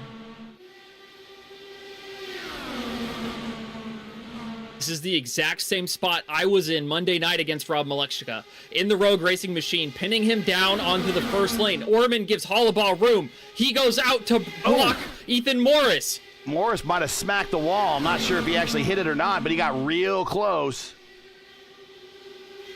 Yeah, I've been watching some of these guys, and they've been getting really close to the wall at times, and yeah, somehow managing to avoid getting any damage. But this is fantastic stuff, and if Malechka holds on and wins the race, this will be a great win and a great recovery drive by him. Morris is going to have an astronomically huge run coming into turn one. Let's see if he goes to the top or tries to split in the middle. He yields. He bides his time. Carasella's back in the picture. Those old tires are... No, Morris has lost it! This will not end the race. We will get a restart. Jesper Orman is in the best position to be able to jump the leader on the 1 to go restart or 2 to go restart. Let's see what happened. Morris turns in the turn one. Did he have a little help from the inside? A little bit of netcode help from Chalk. Chalk collects him as well. They go up the racetrack. Everyone misses. Olivia. One car on the bottom spins out. That might have been Charles Wembley. Yep, he doesn't touch anything. Maddie misses it as well. Maddie, woo! And yeah, let's watch this a little bit further back from Miss Excitement's point of view. Right in front of her, about 4 cars up in front of her, and she might even you can't even tell that there was contact because there was netcode, and then she's up on it immediately, and wow, on the binders, turning the wheel for all it's worth. And gets through there. Great situational awareness there from Miss Excitement. Okay, so we are at 6 to go. We're going to be 5 to go. Probably going to go green, I would imagine, with 4-ish to go. We'll see when the lights go out on the pace car. There's going to be maybe a 4-lap, 8-mile dash for cash here at the very end. We shall see. Number of cars coming to pit road behind them for one final chance at new tires. We hear cars as we had that drive-by there at the camera shot. Here a number of cars on the rev limiter trying to burn off some fuel. We see Crash Neon riding on the apron. It's possible he might have just enough fuel to get to the end and not a drop more. This is kind of a move you make at when you're kind of close. You go to the bottom of the racetrack, and that's turning a slightly shorter distance than the cars around you. And he might save on a couple precious drops of fuel. Otherwise, he's going to have to come to pit road and give up some track position.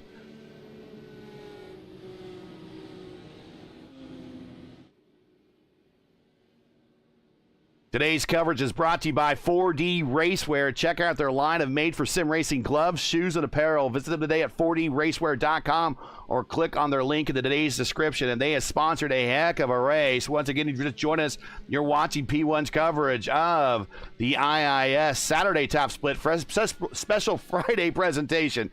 Here, presented by 4D Racewear, coming to you from Auto Club Speedway in Fontana, where Robert Malechka, surprise, surprise, is your leader here. We're at 5 to go, coming to 4 to go. Looks like we probably will go green with 3 to go then.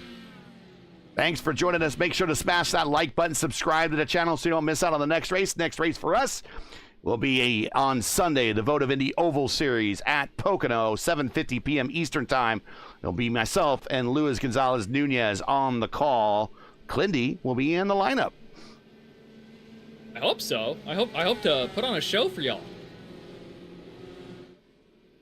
Lights out on the pace car. Coming around next time, green flag with 3 to go. 6 miles to decide it here. And a 300-mile race, and it's going to come down to the final 6 miles. Might even come down to the final turn. That's how a lot of these races often turn out here. It's going to come down to the last 6 feet, Gary. I don't know what you're talking about. Probably inches, maybe. I don't know. Whatever the smallest margin of victory. We've seen Malechka win a number of those races by the smallest margin.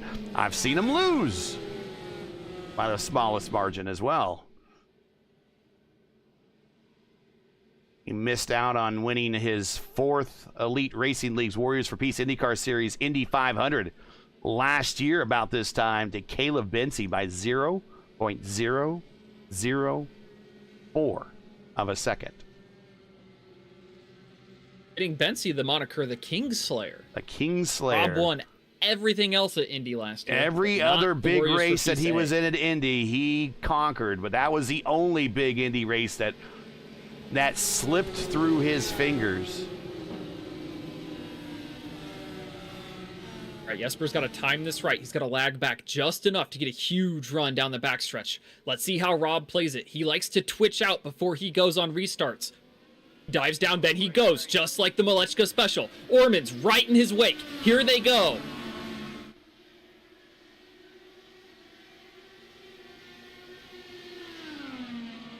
Esper's going to fan out wide, try to scrub speed and build a run. Carasella's going to dive to the inside and try to take the line from him. Orman's got the run. It may not be big enough to clear Rob, but they're side by side. Carasella's going to go 3 wide to the outside. Robert in the middle of the corner, just so much faster. Coming to 2 to go. At this point, it's going to be, will there be a yellow, and when? Hollabaugh could have went to the apron, but he thought better of it. He might size that up for the white flag lap. 2 to go from Fontana. Still 3 Hollabaugh wide. can't hold it. Now 2 wide for the lead. Here comes Brendan Lechenberg, Hyperstar. Is now a shooting star. 3 wide for the lead. Carasala still with 37 lap old tires versus the 27 lap old tires of everyone around him. It's on a different heat cycle now. He's caught a chance to cool him off. We're on the white flag lap. Can he do it? We're going to go 4 wide for the lead. Hollabaugh sends it up top. Hayward goes purple that time by. Oh, Jesper slides up in front of Carasala. He's going to have a run down the apron. He's going to go to the inside. He uses the banking to get a run down the backstretch. Robert has the only hope for Robert is to hold the bottom. Here we come out of turns 3 and 4. We're gonna get a shot at the checkered flag. Last time Robert goes to the apron. Here comes Hollabaugh. Here comes Jesper, and I don't think. Yep. Hollabaugh's third. Jesper Orman second. Malechka wins. Hollabaugh tried to split his way between Orman and Malechka and almost turned Orman into Malechka. What a way to try to steal the show and put himself on the podium. That's some all-out testicular fortitude from Hollabaugh. What a move! That was a crazy ending to a great race, and yeah, I even from here I was on the edge of my seat. And Robert, no burnouts for Robert. He is coming to pit road.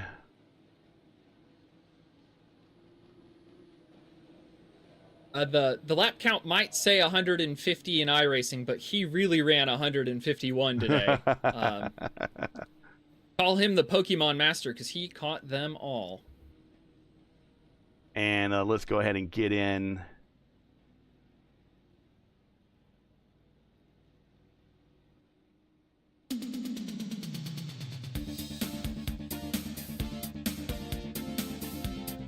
Here are our final standings. I'm just a little catching my breath, man. Jeez. Robert Malechka, your winner, beats Jesper Orman by 0.026 of a second. Matt Hollenball by 0.039. Sam Carasala might as well have been a mile behind, 2/10 behind that battle. He comes home fourth. Lichtenberg in fifth. Logan Edwards sixth. Crash Neon seventh. Nathan Moore in eighth. Frank Wynn in ninth. And Jim Wallen. Good run for Jim. That's a feel-good run. He is in 10th there in the number 20. Top 10 money for Jim Wallen bets paid out today. That was probably 10-1 or better. Yeah, Carasala up 22. He's your LGN driver of the day. Lichtenberg up 17. Nathan Moore up 10. Wallen, he did pretty well. He included improved 4 spots. So a good day for him. He's a very consistent day for him. Back in 11th with A.J. Pritchard, he went up 16 spots, excuse me. Then we got, Miss Excitement, Olivia Hayward, she's in 12th.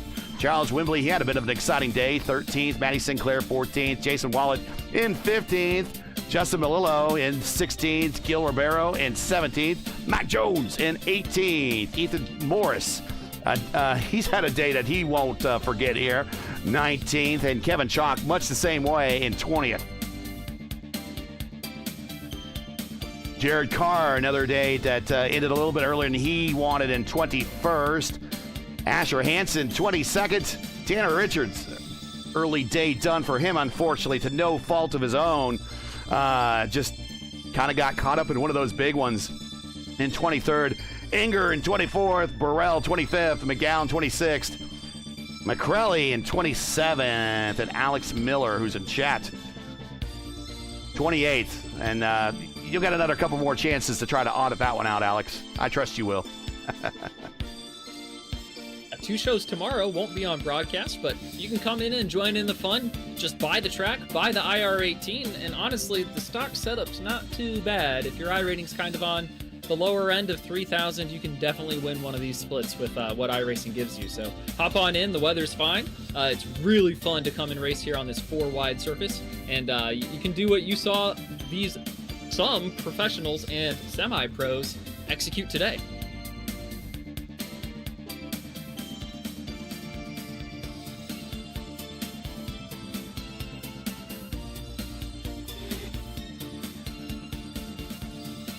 All right. We've got our whole podium. Yeah, we should have everyone here. So let's let me cue out the music here and get up Matt's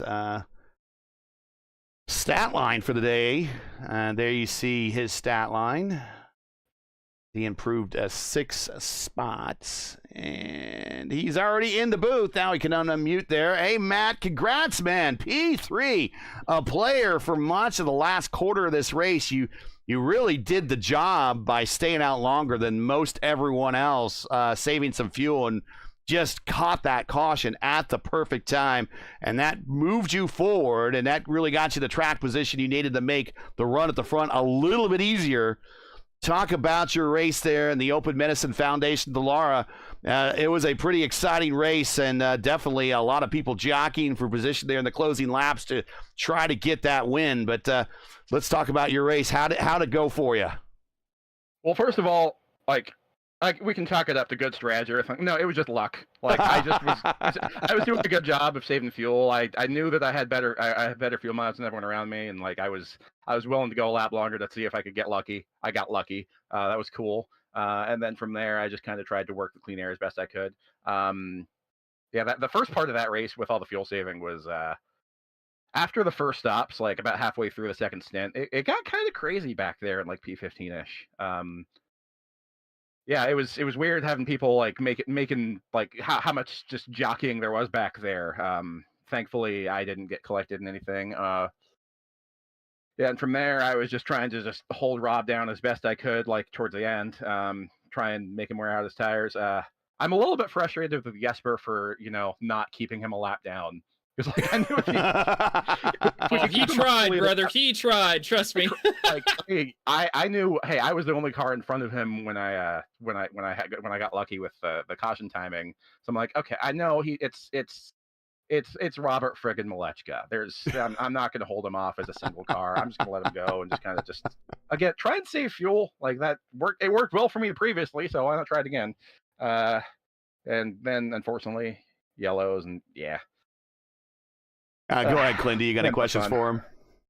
Matt, tell me about that last lap move. You swung it out wide and you brought it down low and you said, I don't care if I turn into a snowplow, but I'm putting this baby on the podium and I don't care if it's third, second, or first. Tell me about how you set that up and what made you pull the trigger. So I knew that a lot of the time you'll see people like swing outside 4 wide. I knew I didn't have the draft to do that. I knew that like I didn't have the grip to really make it work. So I'm like, I'm just going to see if maybe I can have like one of the other 2 cars, Jesper, I think it was Sam, to see if maybe they could slide out a bit, and they didn't end up doing that. So I'm like, okay, I plowed a little bit, just kind of collected it, did a good job keeping Lichtenberg behind me, and then like I don't know if you were listening to game chat there, but like into turn 1 on the white flag lap, that's when I made that move. I finally decided to go outside 4 wide. I yelled to put me in the screenshot. We might have to go actually do that. No, I was just having fun out there. Just so this setup was built in 2022, and we've just been massaging it ever since. So like I'm just happy it's still got some speed in it. That's what Gary said earlier, and it brought you all the way to P3. You've earned the limelight. Do you have any friends, family, shout-outs, or sponsors you'd like to showcase? Shout out to Mike Hurley that was on my box the whole time, just kind of hanging out with me, strategizing. During the fuel save stuff, we were talking about bands. Baby Metal's coming to Seattle in a few months, so I'm thinking I might go see them. But yeah, shout out to Open Medicine Foundation, Doug South. If you're listening, still love you, bro. Shout out to my parents, my little brother. Yeah.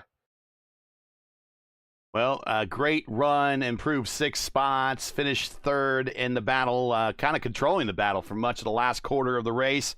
Good to see you up front. Good to see you on the podium.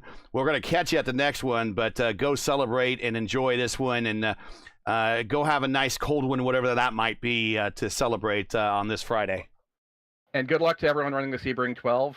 You guys are the reason why I even got to run this race, because I work during the time slot tomorrow. So thank you for moving it so I can do this. No problem. Yeah, you guys take care. All right, take care.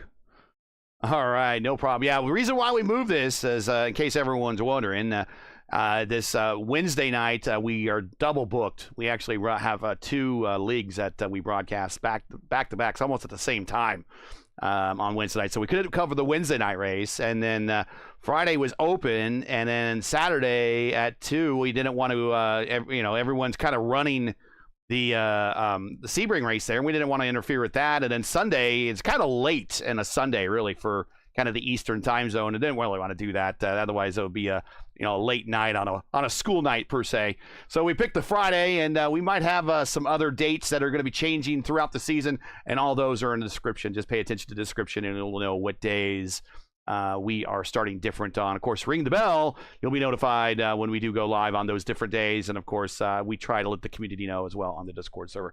Let's bring up Jesper Orman. Here he is. Jesper. He was up at the front all day today, and he right basically where he finished, right where he started. He started 3rd and finished 2nd. At points, you were dictating the pace of the race. At times, you were just kind of following along, waiting to hit that fuel number and get to pit road. Led a handful of laps here and made a run at it, coming to the final to the checkered flag, but just came up a little short once again to Robert. But all in all, how do you feel? It can't be that bad of a race.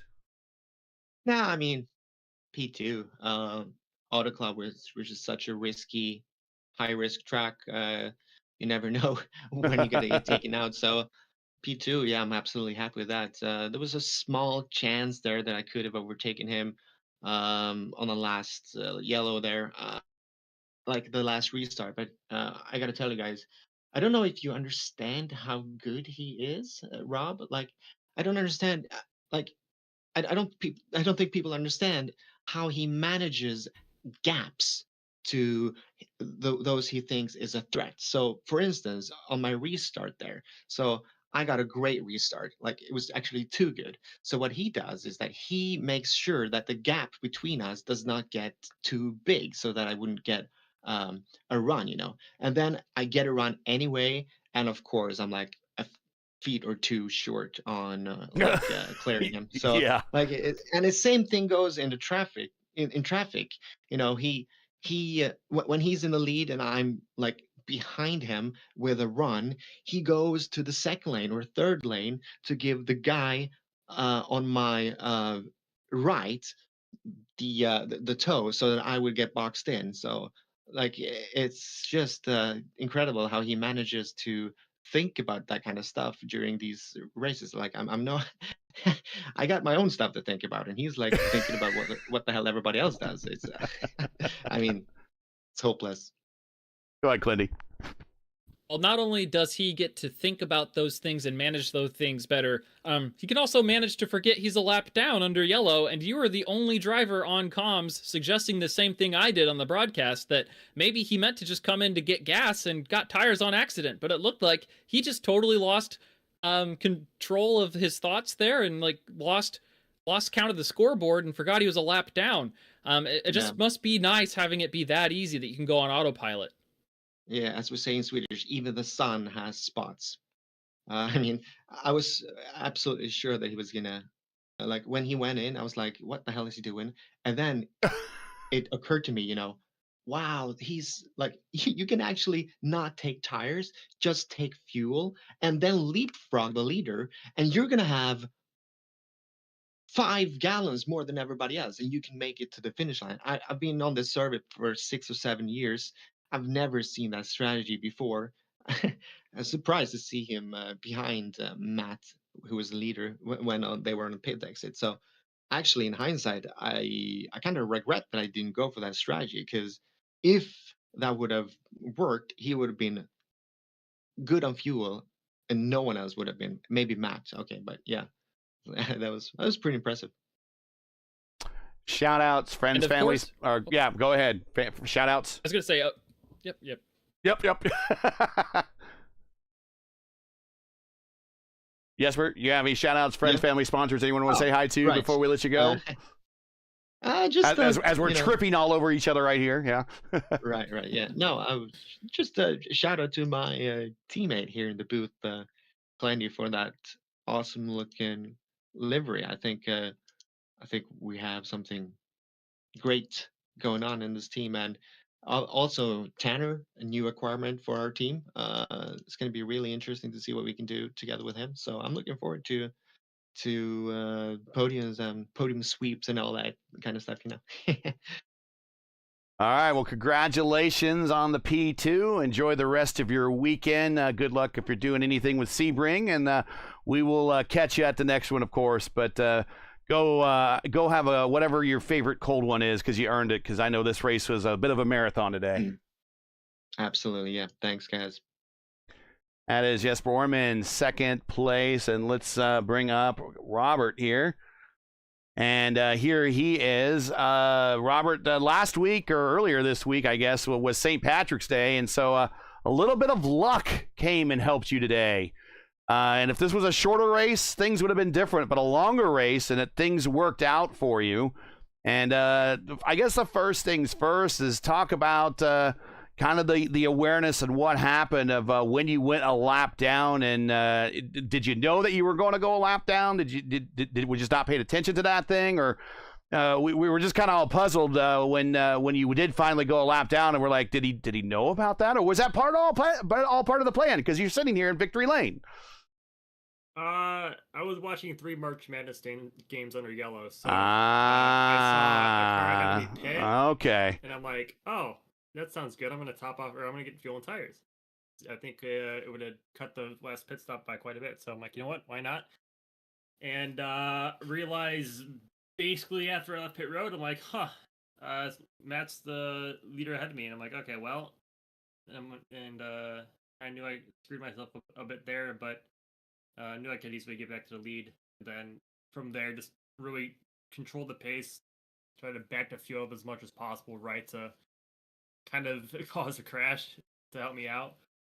Just kind of managing the gaps and making sure I'm not, putting a blistering pace so it's really packy. And got a little lucky there, and just kind of rode around and let other people then make mistakes around there for me, and got to the front. Wasn't really sure if I could white line it or not, but kind of knew what Phil did on Wednesday. That once we had tire temp, it was pretty easy, and just able to kind of get to the bottom and lock in the win from there. Yeah, your cars were so fast on the bottom, especially in the middle of the corner.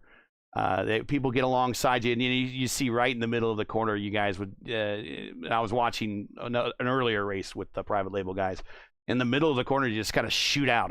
Your guys' cars on the bottom really rotate and are very, very fast. Clindy, go ahead. Any questions? Yeah, they often say it's better to be lucky than good, but you were both today. I don't want to say that this is like child's play to you, but it's twice this week you've been in a position where a rogue racing car has you pinched to the inside and you make it look like cake to win the race. What do we have to do to beat you, my man? I don't really know. I mean, really the difference between what was that Wednesday, I think, and today was that I had experience, or at least like 5 laps running the bottom before that in clean air, and knew this time that if I get a little bit more tire temp and slightly lift, that I can easily hold the bottom. So I don't really know what you can do, because like once you get, at least for us, like once we get into the bottom and we're more than like 4 or 5 laps into the run, tire temp wise, it's really hard for us to get at least fully past, right? And really the only thing you can really do is control the lanes behind you and try to get as big of a gap as you can to me without letting someone slide in below you and get the run. So it's just all about kind of working the draft and kind of knowing where to build the run and where to make the move. Well, you did it better than anyone today, and it got you the gold medal. Any friends, family, sponsors, or shout-outs you'd like while you've got the spotlight of the whole world on YouTube? I hung out with Brendan and Cole. We really just, I was about to swear, sorry. We really just kind of messed around for a bit, and just fun hanging out with him. And unfortunately, he got caught up in a wreck. But and you guys for broadcasting as well and doing this on Friday. So yeah. Well, congratulations on the win, sir. Normally, it's just a sheer pace, and you're winning the race. But today, a little bit of luck gets you back up front, and you get the win. And we get to experience a little bit of everything from the book of Robert here. So congratulations on the win. We'll catch you at the next one. Yep. Thanks, guys. Take care. All right. Wow. Often I like to say more things change, more things stay the same. I mean, Robert Malechka winning another oval race at a pack race oval, for that matter.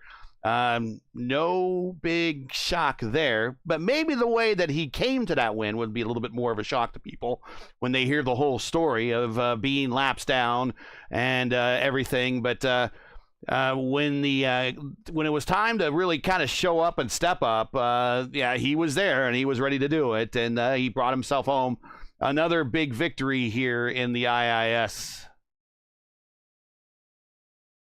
And we can go to Clindy first, and then final thoughts from Ryan is after that. Yeah, I think that today's book, or the storybook story, is actually of the championship. I think Sam Carosella is going to look back at this event, circle it on his championship results sheet, and say, look, I finished 4th in a really big SOF on an oval where I'm trying to get better. I think this will really position Sam very well to fight for this IIS title. I believe he also did well at Sebring in our kickoff event a couple of weeks ago. So watch for those fiercely forward cars to take the fight to private label team hype. Rogue Racing's got a little bit of work to do on the road side, but Jesper and Ty are pretty quick. So we're probably looking at the outside shot top 5 in the points, but those top 4 spots are the best of the best, and I think it's going to come down to Fiercely Forward and Power Slide, even after just 2 weeks of the season. Ryan, go ahead. Yeah, I would agree with that. I think Sam's a good outside bet for the championship, or challenge for the championship at least. Also, you've got the Fiercely Forward guys with Kevin, and also the I don't like to say it, but Road Ringer, if you like, with Christian Hildgaard as well. So on the road side, having Christian will definitely help Fiercely Forward as well, the challenge for the championship. And then you've also got the likes of Robert and Matt, and also Jesper as well. That'll be challenging up there as well. So I think with it being a long season, it's going to be great to watch. And I think today's race was just just bonkers. And if you look in the description underneath, halfway down, you will see the schedule that we have for the season. So, of course, today was a special 4 p.m. Friday. Barber will be our next non-Saturday 2 p.m. race. That will be at 9 p.m. On Wednesday that particular week on April 30th. But it's all right there in the description, so you can keep track at home. Real quick before we leave, I didn't get a chance to show this because we had to jump right on things. But here are the points coming into today's race. And you see Burrell with the points lead coming in today over Kabaweezy and Alex Van de Sant. Now, Kabaweezy and Van de Sant were in the big high strength of field race on Wednesday. They were not in today's lineup. So Kevin Burrell with not the great finish today because he got getting caught up in that incident. Probably going to fall a little bit, but it's only 2 races into the season. So those standings are always subject to change pretty quickly this early in the season. So we'll just keep an eye on them, but no reason to panic. No reason to panic. No, Phil Krause still hasn't even run at Auto Club yet. Yeah. So he's going to make one of his 2 starts tomorrow on Saturday. All right, so that's it for today. Once again, your podium from Auto Club Speedway in Fontana. Robert Molechka with the, this is called the come from behind win. He's been watching Cinderella play out there, and he felt a little Cinderella inspiration out there. So he had to give him a little bit of a hardship to get the win, but he does it. He gets the win tonight. Jesper Orman second, and Matt Holleball gets the bottom step of the podium in a very spirited run for him. Proud of everybody on the podium. Congrats. We'll catch them all at the next one. Join us again Saturday, April 12th at 2 p.m. Eastern Time for round 3 of the 2025 campaign as the teams and drivers move on to one of our crown jewel events of the season. It's the Long Beach Grand Prix. Coverage begins around 2 p.m. Eastern Time. Again, that's 2:00 p.m. Eastern. Remember, it's a new year, it's a new season, it's a new time, new channel, so everything you need to know, plus we had a time change, everything you need to know you can find right here on YouTube, youtube.com/@P1 Broadcasting for the correct broadcast time in your area. Hey, we love bringing these races to you, but not easy and require time and money to produce. If you share our passion for the sport of IndyCar, and we know you do, and have enjoyed our coverage of the IndyCar iRacing Series, please take time to visit our GoFundMe page.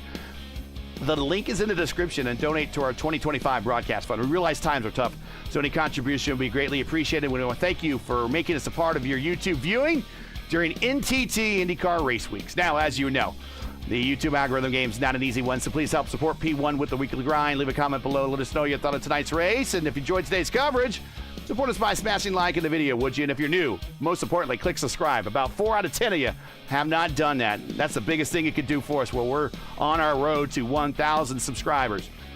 So while you're at it, then hit the bell for weekly reminders so don't miss out on more of P1's other iRacing programming, including this Sunday.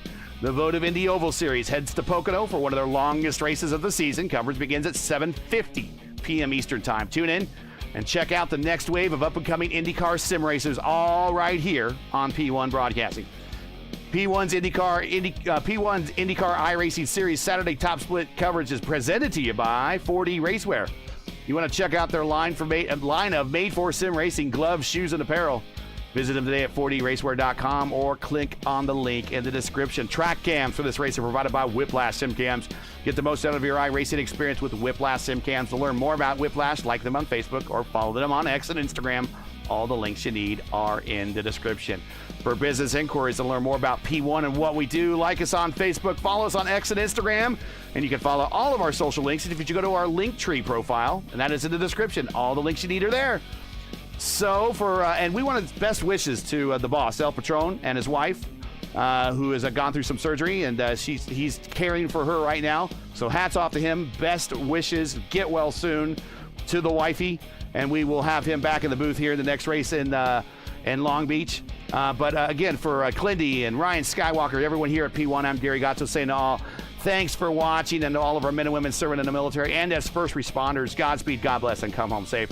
Hey, it is race weekend, so make sure you catch the real stars and cars of the NTT IndyCar Series this Sunday afternoon, March 23rd at 3 p.m. Eastern Time for the Thermal Club IndyCar Grand Prix.